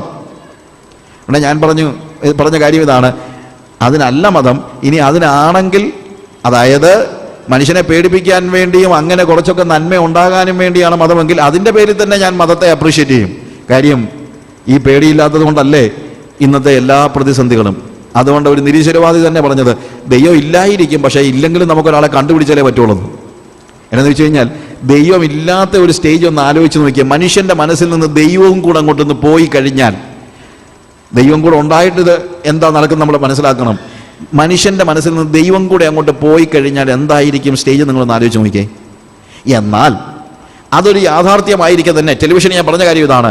പക്ഷേ ഞാൻ റിലീജിയനെ അല്ലെങ്കിൽ ഞാൻ ക്രിസ്ത്യാനിത്വത്തെ അപ്രീഷിയേറ്റ് ചെയ്യുന്നത് not because it is giving some kind of ഒരു മനുഷ്യനെ ഒരു ഭീതി നൽകുന്നുള്ളതുകൊണ്ടല്ല. അതല്ല അതിൻ്റെ യാഥാർത്ഥ്യം. റിലീജിയനാണ്, മതമാണ് മരണത്തിനപ്പുറത്തുള്ള യാഥാർത്ഥ്യത്തെക്കുറിച്ച് എന്തെങ്കിലും പറയാൻ യോഗ്യതയുള്ളത്, എന്തെങ്കിലും പറയുന്നത്, എന്തെങ്കിലും ചിന്തിക്കുന്നത് ഇല്ലേ? നമ്മൾ ബാക്കിയുള്ള എല്ലാം കുഴിമാടം കഴിയുമ്പോഴത്തേക്ക്, കുഴിമാടത്തിനപ്പുറത്ത് എന്താണെന്നുള്ളതിനെ കുറിച്ച് സയൻസ് ഒന്നും പറയുന്നില്ല. Science doesn't speak, it keep silence. പൂർണ്ണമായും മൗനമാണ്. ഏതെങ്കിലും സയൻസിലെ ഏതെങ്കിലും ഒരു തത്വശാസ്ത്രത്തിൽ എവിടെയെങ്കിലും ഒരിടത്ത് നിങ്ങൾ മതത്തിന് ശേഷമുള്ള കാര്യത്തെക്കുറിച്ച് എന്തെങ്കിലും സയൻസ് പറയുന്നത് കേൾക്കുന്നുണ്ടോ? ഇല്ല. What happens after death? ഹിസ്റ്ററിയിൽ ഒരു റെക്കോർഡുമില്ല. ഹിസ്റ്ററിയിൽ ഒരു റെക്കോർഡുമില്ല മരണത്തിന് ശേഷം എന്ത് സംഭവിക്കുന്നു എന്നുള്ളതിനെ കുറിച്ച്. പക്ഷേ അതിനെക്കുറിച്ച് നമ്മുടെ ഹൃദയത്തിൻ്റെ ഉള്ളിൽ ദൈവം നമ്മുടെ ഹൃദയത്തിൻ്റെ ഉള്ളിൽ എഴുതി വച്ചിരിക്കുന്നത് കൊണ്ടാണ് ബാക്കിയുള്ള സെഡേഷനിൽ നിന്ന് മാറുമ്പോഴേക്കും നമുക്ക് വേദനയാണെങ്കിലും എപ്പോഴാണ് വേദന ഉണ്ടാകുന്നത്? നമുക്ക് മോർഫിൻ കുത്തിവെച്ച് കഴിഞ്ഞാൽ അതിൻ്റെ കെട്ടുവിടുമ്പോൾ നമുക്ക് എന്തുണ്ടാകും? വേദന ഉണ്ടാകും എന്ന് പറയുന്നത് പോലെ നമ്മൾ പല പല കാര്യങ്ങൾ കൊണ്ട് നിത്യതയുടെ ബോധ്യം ഒളിച്ചു വെക്കാൻ നോക്കുന്നു. പക്ഷെ കുറച്ച് കഴിയുമ്പോൾ ബോധം വരുമ്പോൾ വീണ്ടും ആലോചിക്കും, ദൈവമേ, മരണത്തിന് ശേഷം നിത്യതയെക്കുറിച്ചുള്ള ഒരു ഭീതി. എന്നാൽ മതം എന്ന് പറയുന്ന ഞാൻ പണ്ട് ഒരു മാസികയിൽ, വനിതയിലോ മറ്റോ ആണെന്ന് തോന്നുന്നു, ഒരു article, I wrote an article against that. അന്ന് ഒരു പിള്ളേരുടെ ഇടയ്ക്ക് സർവേ നടത്തിയിട്ട് റിലീജിയൻ്റെ പ്രശ്നമായിട്ട് അന്ന് ആ മാസിക, ഇപ്പോഴല്ല, years back, may be 20 years back, അതിനകത്ത് അവർ പറഞ്ഞ കാര്യം, മതം ചെയ്യുന്ന ഏറ്റവും വലിയ പ്രശ്നം മനുഷ്യനിൽ കുറ്റബോധം ഉണ്ടാക്കുന്നു. മതത്തിൻ്റെ ഏറ്റവും വലിയ പ്രശ്നം എന്താണ്? മനുഷ്യനിൽ എന്തുണ്ടാക്കുന്നു? കുറ്റബോധം ഉണ്ടാക്കുന്നു. ആരെങ്കിലും എന്തെങ്കിലും തെറ്റ് ചെയ്ത് കഴിഞ്ഞാൽ അവനിൽ കുറ്റബോധം നിറച്ച് അവനെ പീഡിപ്പിക്കുകയാണ് മതം ചെയ്യുന്നത് എന്ന് ഈ മാസികയുടെ ഒരു റിപ്പോർട്ട്. അതെല്ലാവരും അപ്രീഷിയേറ്റ് ചെയ്യുകയും ചെയ്തു. I wrote against that. ഞാനതിനെതിരായിട്ട് ഐ റോട്ട് ആൻ ആർട്ടിക്കിൾ. അത് അന്നുണ്ടായിരുന്ന പല മാസികകളിലും ഷാലോം ടൈംസിലും മറ്റ് പല മാസികകളിലും, ഈവൻ ദേശാഭിമാനി, എല്ലാ മാസികകളിലും ആ ആർട്ടുകൾ അവർ പബ്ലിഷ് ചെയ്തിരുന്നു. റിലീജിയൻ ചെയ്യുന്ന കാര്യം എന്താണ്? കുറ്റബോധം ഉണ്ടാക്കുന്നു എന്നുള്ളതാണ് ഇവർ പറയുന്നത്. അപ്പോൾ എന്താ അതിൻ്റെ അർത്ഥം? റിലീജിയൻ ഇല്ലെങ്കിൽ കുറ്റബോധം ഇല്ലാതെ പാപം ചെയ്യാമെന്നല്ലേ? റിലീജിയൻ ഇല്ലെങ്കിൽ പിന്നെന്ത് ചെയ്യാം? മതം ചെയ്യുന്ന ഏറ്റവും വലിയ പ്രശ്നം എന്താണ്? പാപം ചെയ്യുമ്പോൾ എന്തുണ്ടാക്കുന്നു? കുറ്റബോധം ഉണ്ടാക്കുന്നു. അപ്പോൾ മതമില്ലെങ്കിൽ എന്ത് ചെയ്യാം? കുറ്റബോധമില്ലാതെ പാപം ചെയ്യാം. അതല്ലേ സംഭവിക്കുന്നത് ഇന്ന്. റിലീജിയൻ ആ രീതിയിൽ തന്നെ ഒരു ഗുണം ചെയ്യുന്നുണ്ട്. പക്ഷേ ഞാൻ ക്രിസ്ത്യാനിറ്റിയെ അപ്രീഷിയേറ്റ് ചെയ്യുക, അല്ലെങ്കിൽ ഞാൻ അതിനെ പിൻപറ്റുന്നത് ഇങ്ങനെ ഒരു സൈക്കോളജിക്കൽ ട്രീറ്റ്മെന്റ് നൽകുന്നത് കൊണ്ടല്ല. ക്രിസ്ത്യാനിറ്റി, ബൈബിൾ, വേദപുസ്തകം ഡീൽ ചെയ്യുന്നത് മനുഷ്യന്റെ സൈക്കോളജിക്കൽ പ്രശ്നങ്ങളല്ല പ്രിയമുള്ളവരെ. ഒരുപക്ഷെ മതം അങ്ങനെ ആയിരിക്കാം, മതം മനുഷ്യന്റെ സൈക്കോളജിക്കൽ ട്രീറ്റ്മെന്റ് കൊടുക്കുന്നുണ്ടായിരിക്കും. പക്ഷെ വേദപുസ്തകം റിയാലിറ്റിയാണ് ഡീൽ ചെയ്യുന്നത്, യാഥാർത്ഥ്യത്തെയാണ് ഡീൽ ചെയ്യുന്നത്. ഇപ്പോൾ നമുക്ക് തന്നെ ആർട്ട് ഓഫ് ലിവിങ് പോലെയുള്ള എത്രയോ ന്യൂ ജനറേഷൻ അല്ലെങ്കിൽ റിലീജിയൻസ് ഉണ്ട് നമുക്ക്. ഞാൻ അവരെ ആരെയും കുറ്റം പറയുമോ അല്ലെങ്കിൽ അവരെ ഇത് ചെയ്യുകയല്ല. പക്ഷേ അവരുടെ ബേസിക് തിങ് എന്ന് പറയുന്നത് എന്താണ്? മനുഷ്യന് മനസ്സമാധാനം ഉണ്ടാക്കി കൊടുക്കുക. എന്ത് മനസ്സമാധാനം? നീ ഒന്ന് ധ്യാനിച്ച് അല്പനേരം ഒന്ന് ശാന്തമായി ഇരുന്ന് കഴിഞ്ഞാൽ നിന്റെ മനസ്സിലുണ്ടാകുന്നതായ ഒരു സന്തോഷം, അത് വെച്ചോണ്ട് കാൾ മാർക്സ് പറഞ്ഞത് എന്ത്? മതം മനുഷ്യനെ മയക്കുന്ന കറുപ്പാണെന്ന്. ഇത് രജനീഷിൻ്റെയോ അല്ലെങ്കിൽ ഇക്കാലത്ത് ശ്രീ രവിശങ്കറിൻ്റെയോ ആശ്രമത്തിൽ മാത്രമൊന്നുമല്ല നടക്കുന്നത്. ധ്യാന കേന്ദ്രങ്ങളിലും പലപ്പോഴും നമ്മൾ പറയുന്നത്, പള്ളികളിലും പെന്തിക്കോസ് പള്ളിയിലും ഒക്കെ പലപ്പോഴും പറയുന്നത്, നീ ഒന്ന് വാ, ഒരു സമാധാനം ഉണ്ടാകട്ടെ, ഒരു മനസമാധാനം ഉണ്ടാകട്ടെ. മനസമാധാനം ഉണ്ടാകുന്നത് ഒരു യാഥാർത്ഥ്യം കണ്ടിട്ടായിരിക്കണം മനസമാധാനം ഉണ്ടാകുന്നത്. അല്ലാതെ ഒരു സൈക്കോളജിക്കലായിട്ട് പാട്ടുപാടി കൈയടിച്ച് പൊട്ടിക്കുമ്പോൾ ഉണ്ടാകുന്ന ഒരു സന്തോഷമൊന്നും അല്ല വേദപുസ്തകം നൽകുന്ന സന്തോഷം. അത് റിയാലിറ്റിയെ ഡീൽ ചെയ്യുന്നു, അത് യാഥാർത്ഥ്യത്തെ യാഥാർത്ഥ്യമായി കാണുന്നു. യാഥാർത്ഥ്യത്തെ യാഥാർത്ഥ്യമായി കാണാത്ത മതങ്ങൾ പൗരസ്ത്യ മതങ്ങളിലുമുണ്ട്, ക്രിസ്ത്യാനിത്വത്തിലുമുണ്ട്, പാശ്ചാത്യ മതങ്ങളിലുമുണ്ട്. യാഥാർത്ഥ്യത്തെ യാഥാർത്ഥ്യമായി കാണുന്നില്ല, അതിൻ്റെ പുറമോടികൾ. നമുക്കൊരു മനസ്സമാധാനം. നീ ഒരു യോഗത്തിന് വാ മോനെ, കുറച്ചു നേരം അവിടെ ഇരിക്കുമ്പോൾ ഒരു സമാധാനം ഉണ്ടാകുമല്ലോ. എന്തോ സമാധാനം? സമാധാനം മാത്രം ആലോചിച്ചാണെങ്കിൽ ഇതിനൊന്നും പോകേണ്ട കാര്യമില്ല.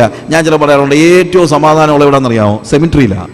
ഒരു പ്രശ്നമില്ലല്ലോ, അവിടെ ഉള്ള സമാധാനം ലോകത്തിൽ നമുക്ക് കാണാൻ പറ്റുകയില്ല. പക്ഷേ സെമിട്രിയിലെ സമാധാനം എന്ന് പറയുന്നത് ഒരു ചത്ത സമാധാനമാണ്. അവിടെ റിയാലിറ്റി ഇല്ല, അവിടെ ജീവനില്ല. എന്നാൽ യേശു കർത്താവ് നൽകുന്ന സമാധാനം എന്ന് പറയുന്നത് സെമിത്തേരിയിലെ സമാധാനമല്ല, അത് ജീവനുള്ള സമാധാനമാണ്, അത് ന്യായമായ സമാധാനമാണ്, അത് നീതിയുള്ള സമാധാനമാണ്. അത് തന്നെയല്ല, അത് ഒരു യാഥാർത്ഥ്യത്തിന്റെ അടിസ്ഥാനത്തിൽ പണിത സമാധാനമാണ്. എന്താണ് യാഥാർത്ഥ്യത്തിന്റെ അടിസ്ഥാനങ്ങളിൽ പണിതെന്ന് ഞാൻ പറയാൻ കാര്യം, ഇവിടെ 4-ാമത്തെ വാക്യത്തിൽ ഞാൻ യഹോവയോട് അപേക്ഷിച്ചു, അവൻ എനിക്ക് ഉത്തരമരുളി, എൻ്റെ സകല ഭയങ്ങളിൽ നിന്നും എന്നെ വിടുവിച്ചു എന്ന് 4-ാമത്തെ വാക്യത്തിൽ പറയുന്നു. പക്ഷെ 6-ാമത്തെ വാക്യത്തിൽ പറയുന്നത്, ഈ എളിയവൻ നിലവിളിച്ച് യഹോവ കേട്ടു, അവന്റെ സകല കഷ്ടങ്ങളിൽ നിന്നും അവനെ രക്ഷിച്ചു. അപ്പോൾ ഭയത്തിൽ നിന്ന് മാത്രമല്ല രക്ഷിച്ചത്, പിന്നെ എന്തിൽ നിന്നാണ്? റിയാലിറ്റിയിൽ അവന്റെ കഷ്ടങ്ങളിൽ നിന്നും ദുരന്തങ്ങളിൽ നിന്നും അവനെ രക്ഷിച്ചു. പുറമേ പറയുന്ന ചില ആശ്വാസ വാക്കുകളല്ല. അവനെ എന്ത് ഭയപ്പെടുത്തിയോ അതിന് റിമഡി ഉണ്ടാക്കിക്കൊണ്ടാണ് കർത്താവ് നമുക്ക് സമാധാനം നൽകുന്നത്, അല്ലേ? അല്ലാതെ ഇപ്പൊ ഞാൻ ചില പറയാനുണ്ട്, പേടിക്കേണ്ട മോനെ എന്ന് ചുമ്മാ നമ്മൾ മോനെ നീ പേടിക്കണ്ട എന്ന് പറഞ്ഞ് ഒരു ആശ്വാസം നൽകി തട്ടിവിടുന്നു. ഇന്ന് റിലീജിയനും അതാ ചെയ്യുന്നത്. പലപ്പോഴും നമ്മളുടെ പല യോഗങ്ങളും അതാ ചെയ്യുന്നത്, മീറ്റിങ്ങുകളും അതാ ചെയ്യുന്നത്, ധ്യാനങ്ങളും അതാ ചെയ്യുന്നത്. ഡോണ്ട് വറി മൈ സൺ എന്ന് പറഞ്ഞ് തോളെ തട്ടിവിടുന്ന ഒരു കാര്യം. റിയാലിറ്റിയിൽ എന്ത് സംഭവിക്കുന്നൊന്നല്ല, അവനൊരു മനസ്സമാധാനം. ഒരു മനസ്സമാധാനം കിട്ടുമ്പോഴുണ്ടാകുന്ന മറ്റൊരു പ്രശ്നം എന്താണെന്ന് ചോദിച്ചു കഴിഞ്ഞാൽ, റിയാലിറ്റി നമ്മൾ മറന്നു പോവുകയാണ്. ഞാനിപ്പം മൂർഖൻ പാമ്പ് കടിക്കാൻ വരുമ്പോഴത്തേക്ക് പേടിക്കേണ്ട മോനെ എന്ന് പറഞ്ഞാൽ വല്ല അർത്ഥമുണ്ടോ? മൂർഖൻ പാമ്പ് കടിക്കാൻ വരുമ്പോഴത്തേക്ക് ഒരാൾ വന്നിട്ട് പേടിക്കേണ്ട മോനെ എന്ന് പറഞ്ഞിട്ട് വല്ല അർത്ഥമുണ്ടോ? ആവശ്യമായിരിക്കുന്നത് എന്താണ്? മൂർഖൻ പാമ്പിനെ തല്ലിക്കൊല്ലണം. മൂർഖൻ പാമ്പിനെ തല്ലിക്കൊന്നിട്ട് പേടിക്കേണ്ട മകനെ എന്ന് പറഞ്ഞു കഴിഞ്ഞാൽ കുഴപ്പമില്ല.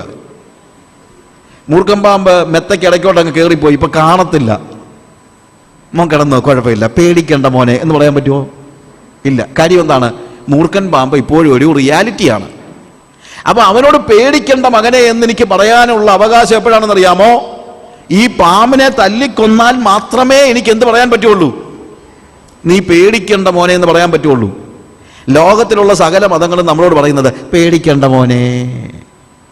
പക്ഷേ നമ്മളെ ഭീതിപ്പെടുത്തുന്ന, നമ്മളെ നശിപ്പിക്കാനിരിക്കുന്ന, നമ്മുടെ നിത്യതയിൽ നമ്മളെ നരകത്തിലേക്ക് തള്ളിവിടുന്ന നമ്മുടെ പാപങ്ങളിൽ നിന്ന് മോചനം പ്രാപിക്കാനുള്ള ഒരു പരിപാടി ആരും പറഞ്ഞു തരുന്നില്ല.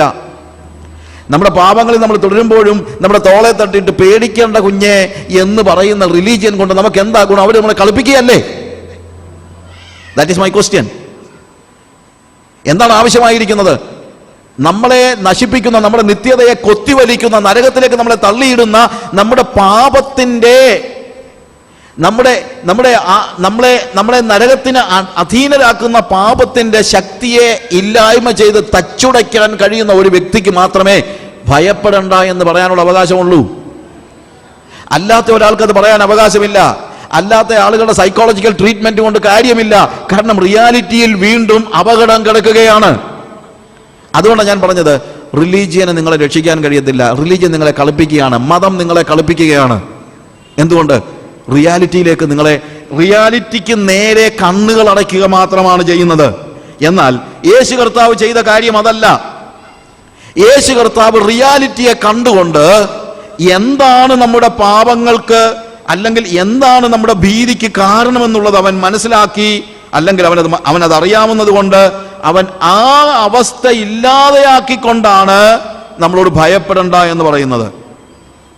എന്തുകൊണ്ടാണ് നമ്മുടെ എബ്രായ ലേഖനം 2-ാം അധ്യായം അതിൻ്റെ 14-15 നമ്മൾ നേരത്തെ പറഞ്ഞല്ലോ, മരണഭീതിക്ക് അടിമകളായിരുന്ന, അവിടെ 14-15 വാക്യങ്ങൾ വായിക്കുമ്പോൾ പറയുന്നത്, മക്കൾ ജഡരക്തങ്ങളോട് കൂടിയവരാകൊണ്ട് അവനും അവരെ പോലെ ജഡരക്തങ്ങളോട് കൂടിയവനായി മരണത്തിന്റെ അധികാരിയായ പിശാചിനെ തന്റെ മരണത്താൽ നീക്കി ജീവപര്യന്തം മരണഭീതിയിൽ അടിമകളായിരുന്നവരെയൊക്കെയും വിടുവിച്ചു.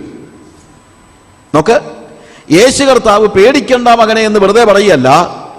യേശുവിന് അറിയാം എന്താണ് യാഥാർത്ഥ്യം. ഞാൻ എന്തുകൊണ്ടാണ് നിത്യതയെ ഭയപ്പെടുന്നത്? കാര്യം പാപിയായി ഞാൻ നിത്യതയിലേക്ക് പ്രവേശിച്ചാൽ നരകമാണ് എനിക്ക് വേണ്ടി ഒരുക്കിയിരിക്കുന്ന, സ്വാഭാവികമായി എനിക്ക് ലഭിക്കാനുള്ള ഏറ്റവും കുറഞ്ഞ ശിക്ഷ എന്നുള്ളത് എനിക്കറിയാം. അത് ദൈവത്തിനും അറിയാം. അതിന് പകരം ഇവിടെ പാട്ട് പാടുമ്പം കിട്ടുമ്പോഴോ അല്ലെങ്കിൽ കണ്ണുകളെ അടച്ച് കൈകളെ ഉയർത്തി നിൽക്കുമ്പോൾ കിട്ടുന്ന വ്യാജ സംതൃപ്തിക്കകത്തൊന്നും കാര്യമില്ല. എന്താണ് ആവശ്യം? എൻ്റെ പാപങ്ങളിൽ നിന്ന് എനിക്ക് മോചനം കിട്ടണം. ഇല്ലെങ്കിൽ പാപിയായ ഓരോ മനുഷ്യനും, പാപം ചെയ്തിട്ടുള്ള സകല മനുഷ്യനും അങ്ങോട്ട് ചെന്ന് കഴിഞ്ഞാൽ എങ്ങോട്ടേ പോകത്തുള്ളൂ? നരകത്തിലേക്ക് മാത്രമേ പോകത്തുള്ളൂ. മരണത്തിന്റെ അധികാരിയായിരുന്ന പിശാചെന്ന് പറഞ്ഞു കഴിഞ്ഞാൽ ചില വാക്കുകളൊക്കെ ഉണ്ടല്ലോ, പലപ്പോഴും നമുക്ക് തെറ്റിദ്ധാരണ ഉണ്ടാക്കുന്ന ഒരു കാര്യമുണ്ട്. അപ്പം പിശാചാണോ ഒരാൾ മരിക്കണോ വേണ്ട എന്ന് തീരുമാനിക്കുന്നത്? അല്ല, ഇവിടുത്തെ അർത്ഥം അതല്ല. മരണത്തോടുകൂടെ ഒരു മനുഷ്യൻ നിത്യതയിലേക്ക് പ്രവേശിക്കുമ്പോൾ പാപിയായ മനുഷ്യനെ നരകത്തിലേക്ക് കൊണ്ടുപോകുവാനുള്ള അധികാരം ആർക്കുണ്ട്? പിശാചിനോ. അത്രയേ ഉള്ളൂ. അല്ലാതെ ഞാൻ ജീവിക്കണോ മരിക്കണോ തീരുമാനിക്കുന്നൊന്നും പിശാചൊന്നുമല്ല. ആരും പേടിക്കൊന്നും വേണ്ട. അങ്ങനൊന്നും പിശാചിന് അധികാരമൊന്നുമില്ല.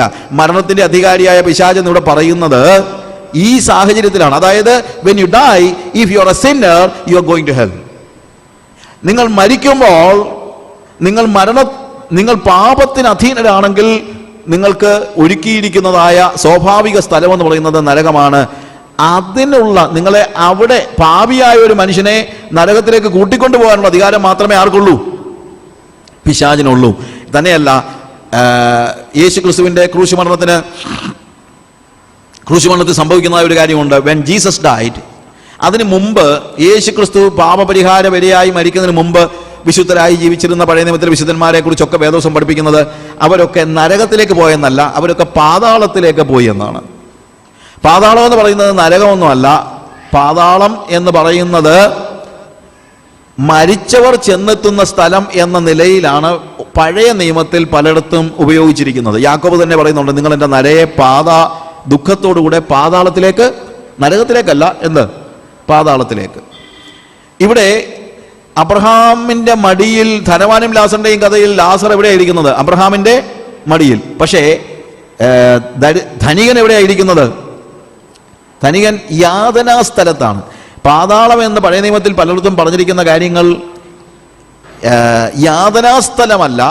പക്ഷേ അവർ ദൈവത്തിൻ്റെ സാമീപ്യത്തിലേക്കും ദൈവത്തിൻ്റെ സാന്നിധ്യത്തിലേക്കും പ്രവേശിക്കാനായിട്ട് കഴിയാതെ, അല്ലെങ്കിൽ they were kept in a separate place.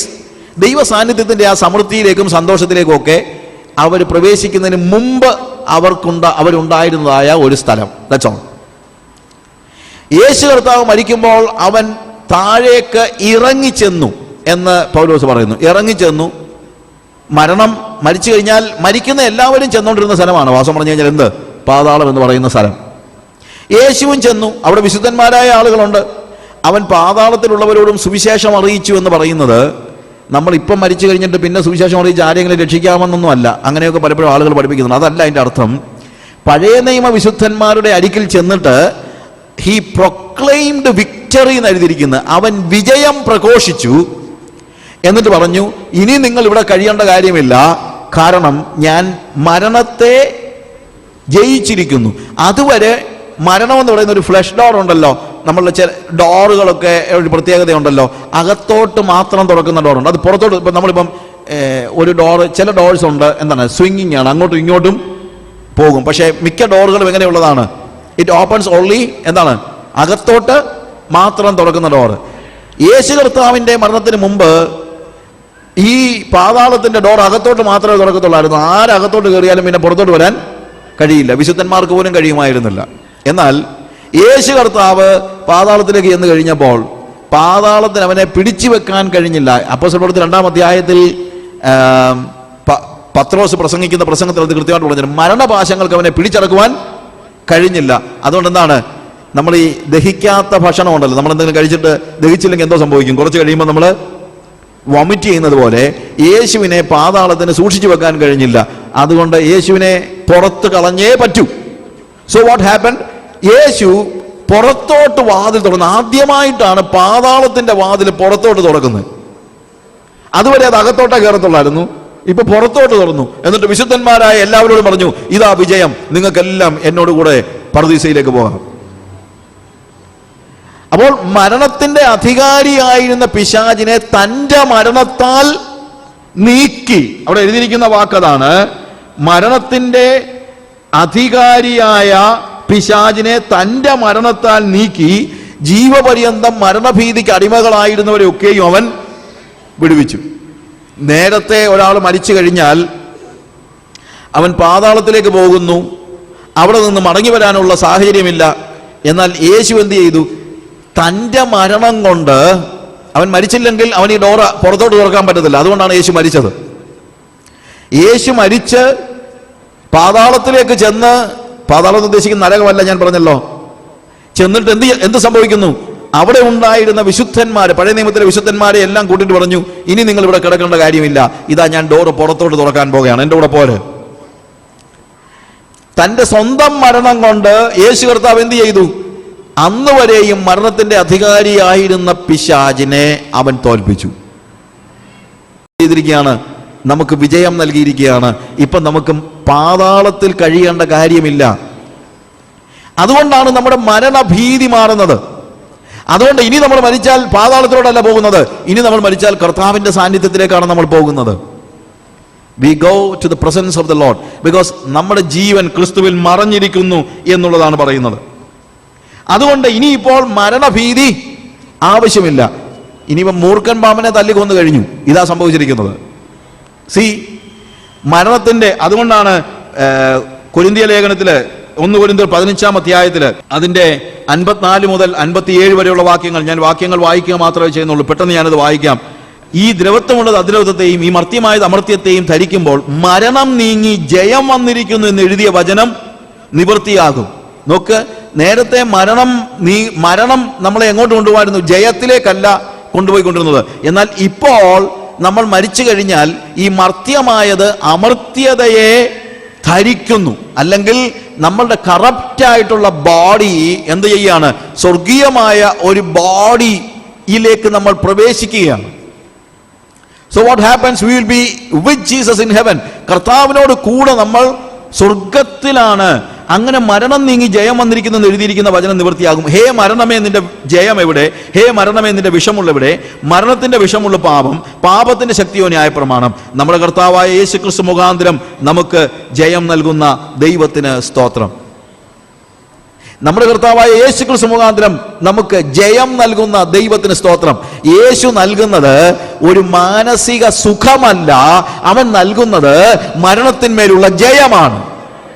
അതാണ് റിയാലിറ്റി എന്ന് ഞാൻ പറയാൻ കാര്യം. അതുകൊണ്ടാണ് റിലീജിയനെ ഞാൻ അത്രയൊന്നും, ഓഫ് കോഴ്സ് റിലീജിയൻ ചെയ്യുന്ന ഒത്തിരി നല്ല കാര്യം ഉണ്ടായിരിക്കാം, പക്ഷേ റിലീജിയനിൽ എനിക്ക് അത്രയ്ക്ക് വിശ്വാസമൊന്നുമില്ല. കാര്യം റിലീജിയൻ എനിക്ക് മാക്സിമം നൽകുന്നത് ഒരു സൈക്കിക്, ഒരു മാനസിക സന്തോഷവും സമൃദ്ധിയും, അല്ലെങ്കിൽ ഒരു സന്തോഷമാണ്. ആ സന്തോഷത്തിന് വേണ്ടിയാണ് പലരും പള്ളിയിൽ പോകുന്നതും, ആ സന്തോഷത്തിന് വേണ്ടിയാണ് പലരും മതാചാരണങ്ങളിലെല്ലാം പങ്കെടുക്കുന്നതും. ഒരു മാനസിക സുഖം, പള്ളി പോയില്ലെങ്കിൽ ഒരു മനസ്സുഖമില്ല. പക്ഷേ യാഥാർത്ഥ്യം എന്താണ്? നിങ്ങൾ ജയം അനുഭവിക്കുന്നുണ്ടോ? യേശു നിങ്ങൾക്ക് നൽകുന്നത് വെറും മനസുഖമല്ല. ഓഫ് കോഴ്സ് യേശു നമുക്ക് സമാധാനം തരുന്നുണ്ട്, അവൻ നമ്മുടെ തോളിൽ തട്ടി ഇനി പേടിക്കണം എന്ന് പറയുന്നുണ്ട്. പക്ഷെ മൂർഖമ്പാമ്പിനെ മെത്തയുടെ കീഴിലോട്ട് ഇട്ടേച്ചല്ല അവൻ പറയുന്നത്, അതിനെ തല്ലിക്കൊന്നേച്ചാ പറയുന്നത്.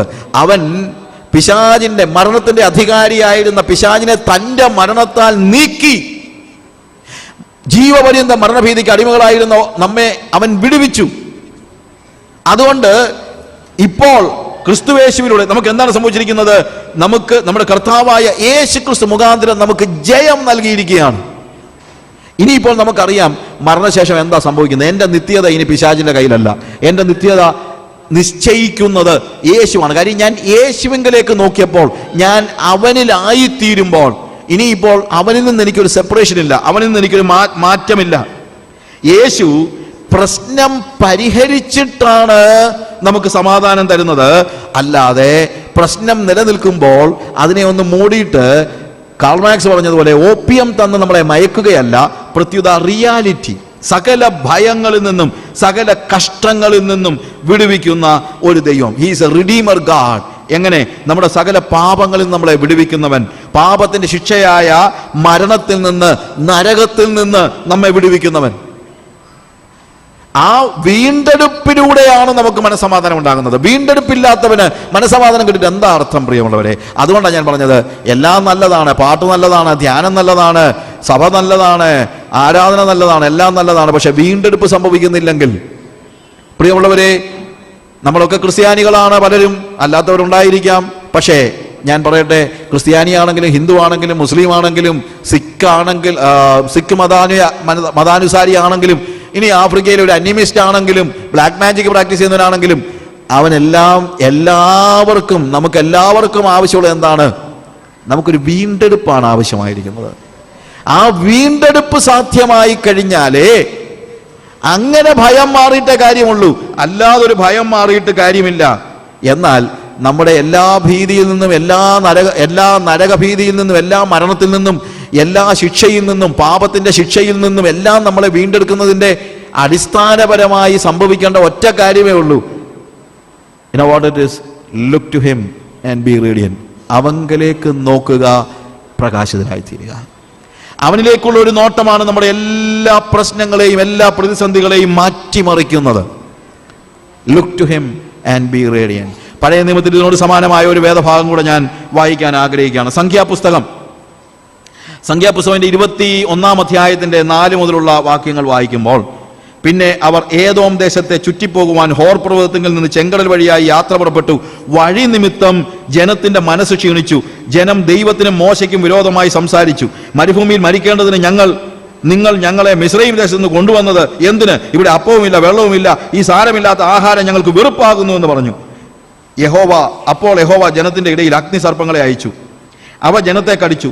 ഇസ്രായേലിൽ വളരെ ജനം മരിച്ചു. ആകയാൽ ജനം മോശയുടെ അടുക്കൽ വന്നു, ഞങ്ങൾ യഹോവയ്ക്കും നിനക്കും വിരോധമായി സംസാരിച്ചതിനാൽ പാപം ചെയ്തിരിക്കുന്നു, സർപ്പങ്ങളെ ഞങ്ങളുടെ ഇടയിൽ നിന്ന് നീക്കിക്കളയുവാൻ യഹോവയോട് പ്രാർത്ഥിക്കണമെന്ന് പറഞ്ഞു. മോശ ജനത്തിന് വേണ്ടി പ്രാർത്ഥിച്ച യഹോവ മോശയോട്, ഒരു അഗ്നിസർപ്പത്തെ ഉണ്ടാക്കി കൊടിമരത്തിന്മേൽ തൂക്കുക, കടിയേൽക്കുന്നവൻ ആരെങ്കിലും അതിനെ നോക്കിയാൽ ജീവിക്കും എന്ന് പറഞ്ഞു. അങ്ങനെ മോശ താമ്രം കൊണ്ട് സർപ്പത്തെ ഉണ്ടാക്കി കൊടിമരത്തിന്മേൽ തൂക്കി. പിന്നെ സർപ്പം ആരെയെങ്കിലും കടിച്ചിട്ട് അവൻ താമ്ര സർപ്പത്തെ നോക്കിയാൽ ജീവിക്കും. നമ്മൾ കേട്ട് കഴിഞ്ഞാൽ ചില സമയത്ത് ഞാനിത് ആദ്യമൊക്കെ വായിച്ചപ്പോഴത്തേക്ക് ഞാൻ തന്നെ ചിന്തിച്ചിട്ടുണ്ട്, അവരൊന്ന് പിറുപിറുത്ത് കഴിഞ്ഞപ്പോഴത്തേക്ക് ദൈവം ഇവരെ അഗ്നിസർപ്പത്തെ വിട്ട് കടുപ്പിച്ചെന്ന് പറഞ്ഞു. എനിക്ക് ആദ്യം ഒരു സങ്കടം തോന്നി. ഇത്രയ്ക്കും വലിയൊരു ശിക്ഷയൊക്കെ കൊടുക്കുന്നു, ദൈവം ഇത്ര ക്രൂരനാണോ? എന്താ സംഭവിച്ചത്? വഴി നിമിത്തം ജനത്തിന്റെ മനസ്സ് ക്ഷീണിച്ചു. ജനം പിറുപിറുത്തു. എന്താണ് അവർ പിറുപിറുത്ത് പറഞ്ഞത്? എന്താണ്? ഞങ്ങളെ മരുഭൂമിയിൽ മരിക്കേണ്ടതിന് ഞങ്ങളെ നീ കൊണ്ടുവന്നതാണോ? മരുഭൂമിയിൽ മരിക്കേണ്ടതിന് മിസ്രയീം ദേശത്ത് ഞങ്ങളെ കൊണ്ടുവന്നതാണോ? ഇവർ പറയുന്നത് ഞങ്ങൾ ഇവിടെ കിടന്ന് മരിച്ചു പോകും, ഞങ്ങൾക്ക് അപ്പവുമില്ല വെള്ളവുമില്ല, ആകെ പാടെ മന്ന എന്ന് പറഞ്ഞ സാധനമുണ്ട്. എന്നാ മന്നായ?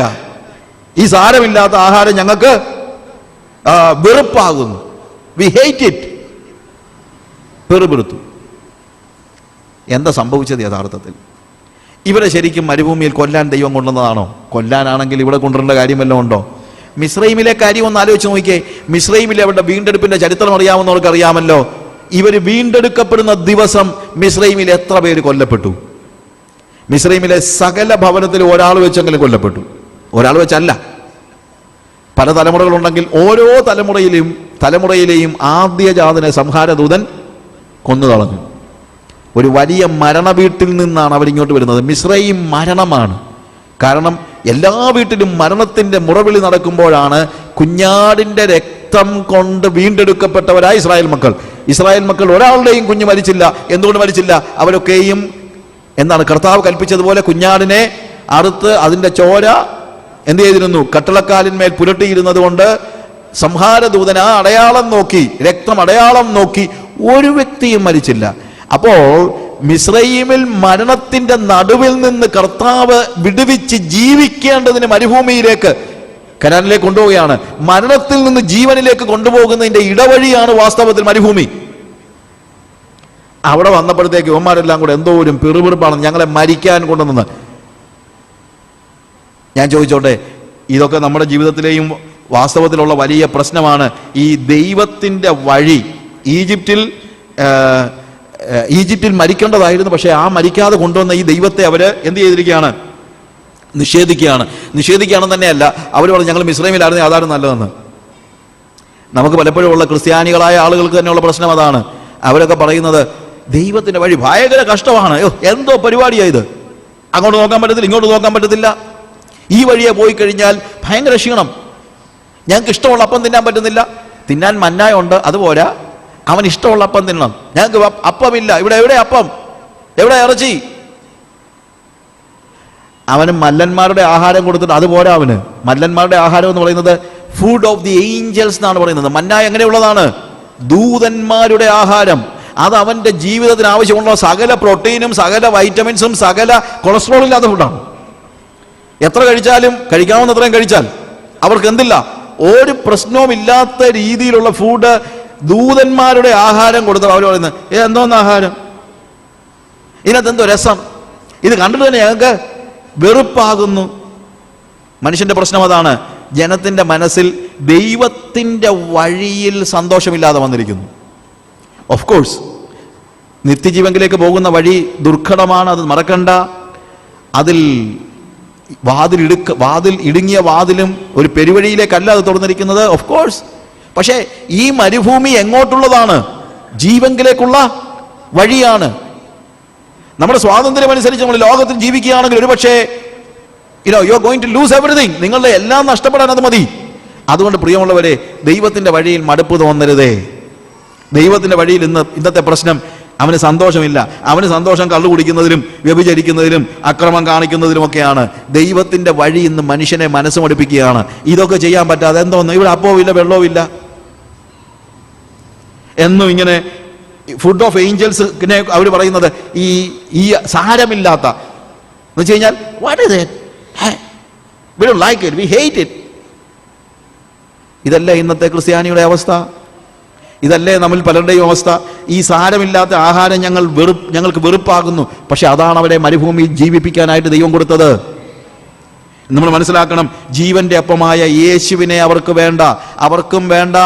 അവന്റെ പേര് പറയുന്ന ക്രിസ്ത്യാനികൾക്കും വേണ്ടി. ഇവരെല്ലാം പറയുന്നത് വി ആർ ഇസ്രായേലൈറ്റ്സ് എന്നാണ്.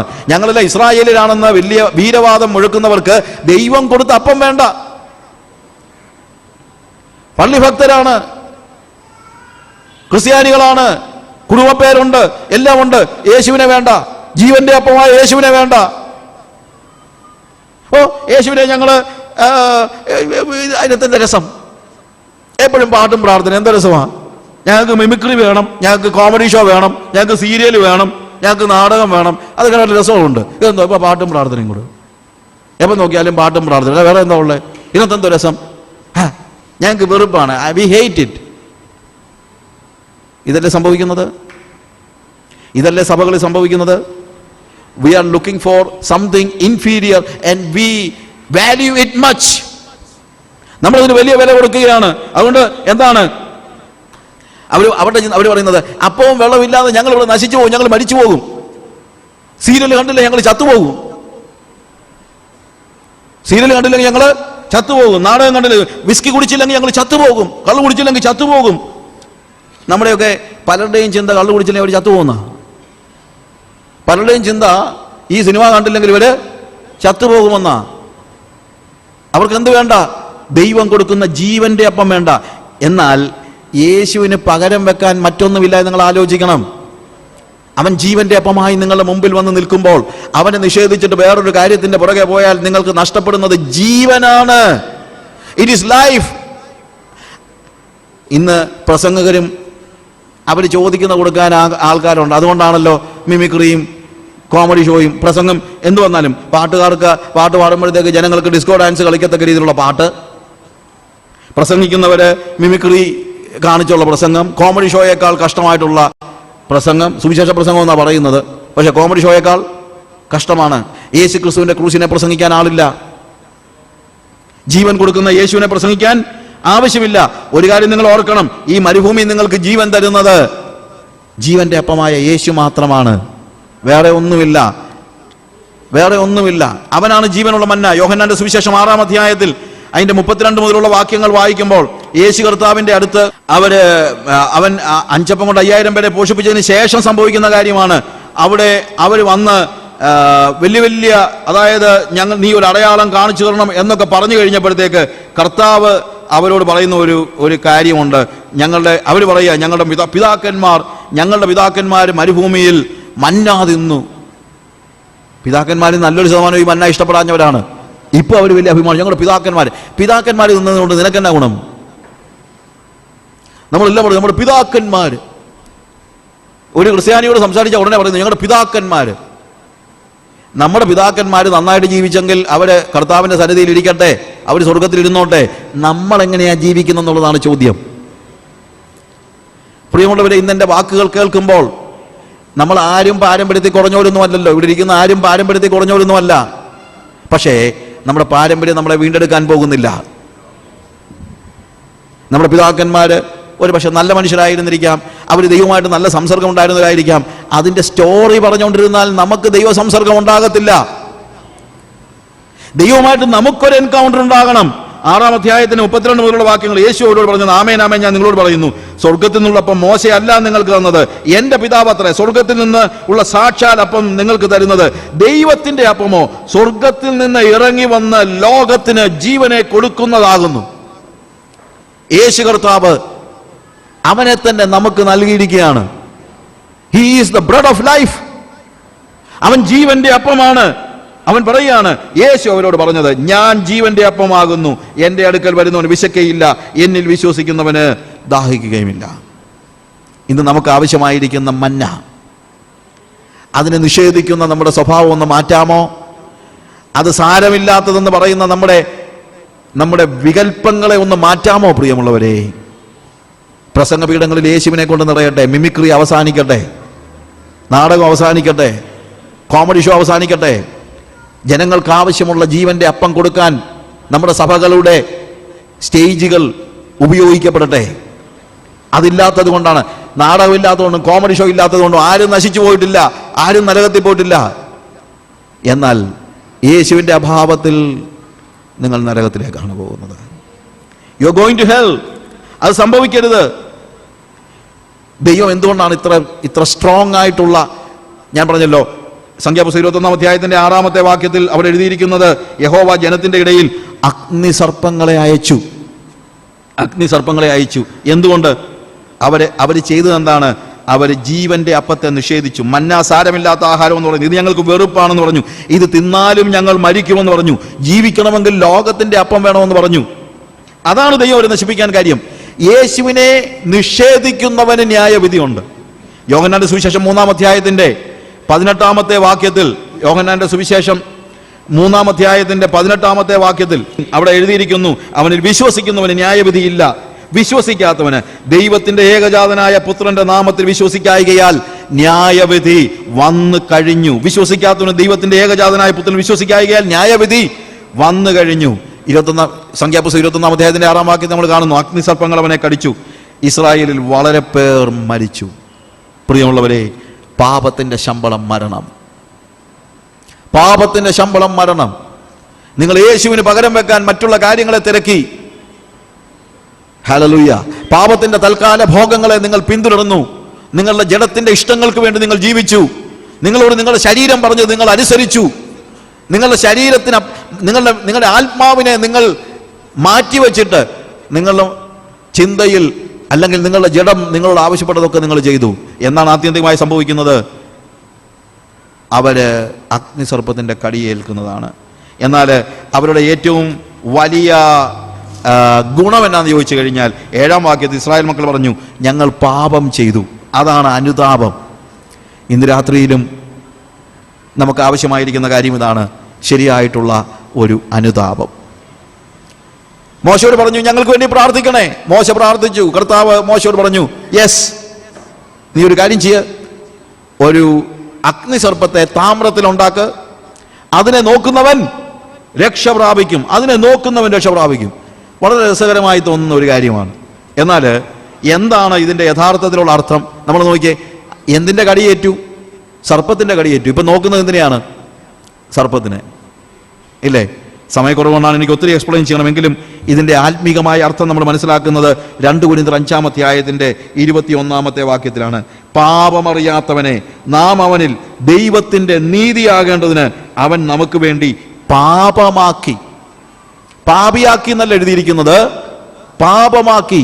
He made him sin. എന്തുകൊണ്ട്? നമ്മെ ദൈവത്തിൻ്റെ നീതിയാക്കേണ്ടതിന്. അഗ്നിസർപ്പത്തിന്റെ കടിയേറ്റവനെ രക്ഷിക്കുവാൻ ദൈവം അഗ്നിസർപ്പത്തെ ഉയർത്തിയതുപോലെ പാപത്തിന്റെ കൊത്തേറ്റ്, പാപത്തിന്റെ ദംശനമേറ്റ് മരണത്തിലൂടെ നരകത്തിലേക്ക് പോകുവാൻ ഒരുങ്ങിക്കിടക്കുന്ന, മരിച്ചു കിടക്കുന്നവരായ, അല്ലെങ്കിൽ പാപത്തിന്റെ കടിയേറ്റവരായ ഒരു സ്റ്റേജിൽ ദൈവം എന്ത് ചെയ്യുന്നു? കർത്താവ് ആ പാപം, നമ്മുടെ പാപങ്ങളെ അവൻ യേശുവിന്റെ മേൽ ചുമത്തി. അവന്റെ പുത്രനായ യേശുവിനെ അവൻ പാപമാക്കി. ഇപ്പൊ കാൽവരി ക്രൂശിൽ തൂങ്ങിക്കിടക്കുന്നത് ദൈവത്തിന്റെ പുത്രനാണ്. എന്നാൽ ആത്മീയ ലോകത്തിൽ നോക്കുമ്പോൾ എൻ്റെ പാപമാണ് തൂങ്ങിക്കിടക്കുന്നത്. യേശു കർത്താവ് അവൻ തന്നെ പറഞ്ഞ വാക്ക് യോഹന്നാന്റെ സുവിശേഷം 3-ാം അധ്യായത്തിന്റെ 14-ാമത്തെ വാക്യത്തിൽ, യോഹന്നാന്റെ സുവിശേഷം 3-ാം അധ്യായത്തിന്റെ 14-ാം വാക്യത്തിൽ, മോശ മരുഭൂമിയിൽ സർപ്പത്തെ ഉയർത്തിയതുപോലെ മനുഷ്യപുത്രനെയും ഉയർത്തേണ്ടതാകുന്നു. അവനിൽ വിശ്വസിക്കുന്ന ഏവനും നിത്യജീവൻ പ്രാപിക്കേണ്ടതിന് തന്നെ. തൻ്റെ ഏകജാതനായ പുത്രനിൽ വിശ്വസിക്കുന്ന ഒരുവനും നശിച്ചു പോകാതെ നിത്യജീവനെ പ്രാപിക്കേണ്ടതിന് അവനെ നൽകുവാൻ തക്കവണ്ണം ദൈവം ലോകത്തെ സ്നേഹിച്ചു. മോശ മരുഭൂമിയിൽ താമ്രസർപ്പത്തെ ഉയർത്തിയതുപോലെ മനുഷ്യപുത്രനെ ഉയർത്തേണ്ടതാകുന്നു. കാൽവറി ക്രൂശിൽ നമ്മൾ കാണുന്നതാണ്. അവനെ നോക്കുന്നവന് രക്ഷ. അവനെ നിസ്സാരൻ എന്ന് കണക്കാക്കുന്നവൻ, ഈ സാരമില്ലാത്ത ആഹാരം ഞങ്ങൾക്ക് എന്തിന്, ഇത് വെറുപ്പാകുന്നു എന്ന് പറയുന്നവർ ഇല്ലേ?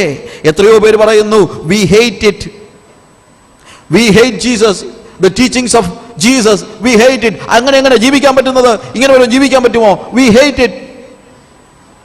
എന്തോ ജീവന്റെ അപ്പം, ഞങ്ങൾക്ക് കള്ളു കുടിക്കണം, ഞങ്ങൾക്ക് ഡാൻസ് ചെയ്യണം, ഞങ്ങൾക്ക് ഡിസ്കോ വേണം എന്ന് പറയുന്നവൻ അഗ്നിസർപ്പത്തിന്റെ കടിയേറ്റ് നിത്യതയിൽ നരകത്തിലേക്ക് പോകുകയാണ്. അദൃശ്യ ലോകത്ത് നടക്കുന്ന യാഥാർത്ഥ്യങ്ങളാണത്. വാസ്തവത്തിൽ വേദപുസ്തകം പഠിപ്പിക്കുന്നു, കാണുന്നത് താൽക്കാലികം, കാണാത്തതോ നിത്യം.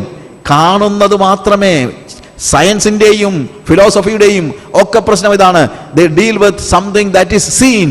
What is seen, it is not the reality, it is not the extending reality, but what is unseen.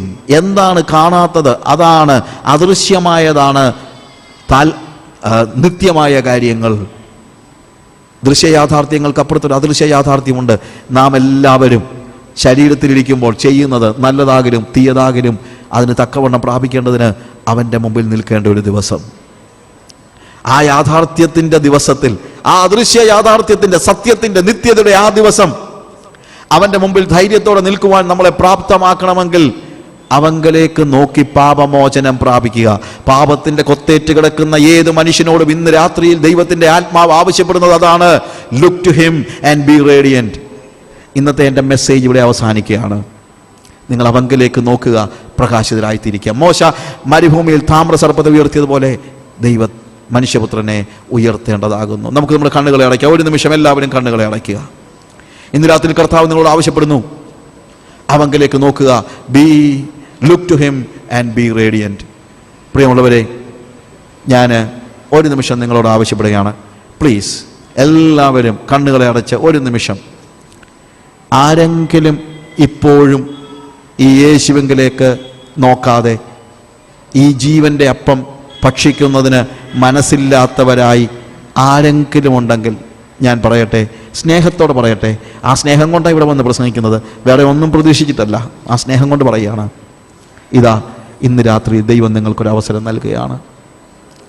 നിങ്ങൾ എത്ര പേര് കർത്താവിനോട് പറയും, യേശുവേ എനിക്കൊരു വ്യത്യാസം വേണം, യേശുവേ ഞാൻ പലപ്പോഴും നിന്നെ നിഷേധിച്ചു, യേശുവേ ഞാൻ പറഞ്ഞു ഇതെന്തോ ജീവിതമാണ്, ഇങ്ങനെ മനുഷ്യന് ജീവിക്കാൻ പറ്റുമോ, യേശുവേ ഞങ്ങൾ വഴിയിൽ പിറുപിറുത്തുപോയി, ജീവനിലേക്കുള്ള വഴിയാണെന്ന് ഞങ്ങൾക്കറിയാം, പക്ഷേ ആ വഴി നിമിത്തം ഞങ്ങൾ ക്ഷീണിച്ചു പോയി.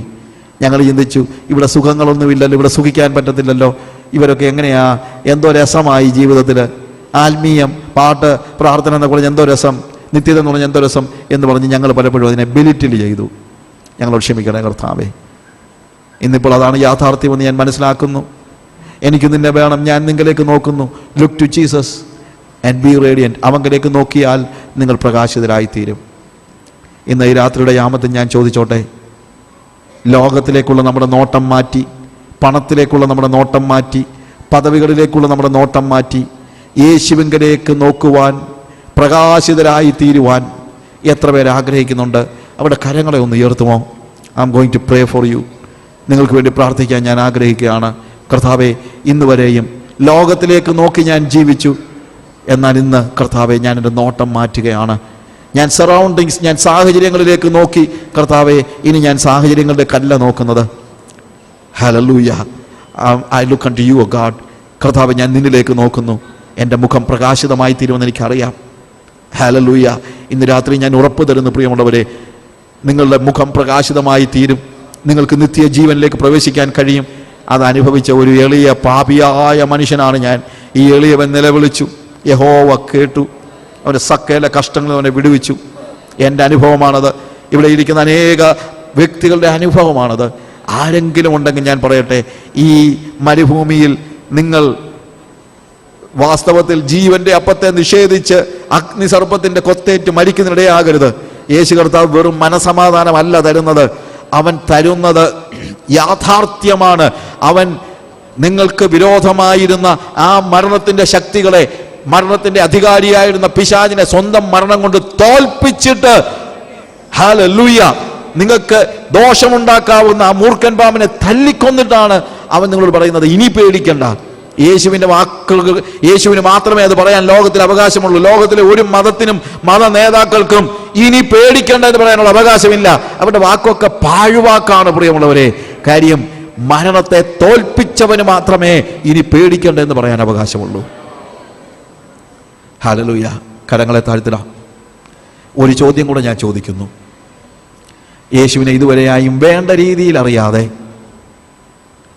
യേശുവിന് വേണ്ടി ജീവിക്കുവാൻ ഇതുവരെ കഴിയാതെ, അതിനുവേണ്ടി പരിശ്രമിക്കാതെ, പലപ്പോഴും ഇതൊക്കെ റിലീജിയസ് കാര്യങ്ങളൊക്കെ വേറെ ആളുകൾക്ക് വേണ്ടിയുള്ളതാണെന്ന് ചിന്തിച്ച് ഒരു പക്ഷേ ആഗ്രഹം ഉണ്ടായിട്ടും അതിന് കഴിയാതെ യേശുവിൽ നിന്ന് മാറി ജീവിച്ചിട്ട് ഇന്ന് രാത്രിയിൽ യേശുവിനോട് അടുത്ത് അവനെ നോക്കി ഒരു പുതിയ ജീവൻ പ്രാപിക്കാൻ ആവശ്യമുള്ള, പുതുതായി ഇന്ന് യേശുവിനെ അവരുടെ ജീവിതത്തിൽ പ്രവേശിപ്പിക്കുവാൻ ആഗ്രഹിക്കുന്ന ആളുകൾ അവരുടെ കരങ്ങളെ ഒന്ന് ഉയർത്താം.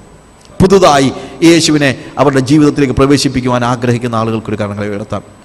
I am going to pray for you. ഞാൻ നിങ്ങൾക്ക് വേണ്ടി പ്രാർത്ഥിക്കാൻ പോകുകയാണ്. എല്ലാവരും കണ്ണുകളടച്ച് ഈ വ്യക്തികൾക്ക് വേണ്ടി പ്രാർത്ഥിക്കുക. ഹല്ലേലൂയ.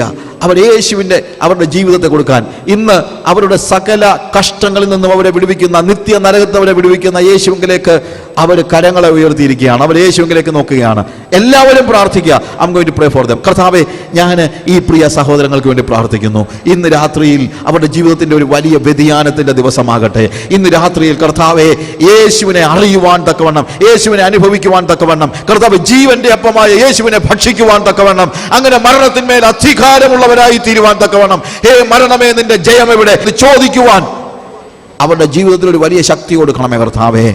നമ്മുടെ കർത്താവായ യേശു ക്രിസ്തു മുഖാന്തരം നമുക്ക് ജയം നൽകുന്ന ദൈവത്തിന് സ്തോത്രമെന്ന് ഇന്ന് വിളിച്ചു പറയുവാൻ തക്കവണ്ണം ശക്തീകരിക്കണമേ. അവരുടെ ജീവിതത്തിന്റെ പുതിയ രൂപാന്തരത്തിന്റെ കഥ കർത്താവെ ഞങ്ങൾക്ക് കേൾക്കുവാൻ നീ സഹായിക്കണമേ. യേശുവിന്റെ നാമത്തിൽ തന്നെ.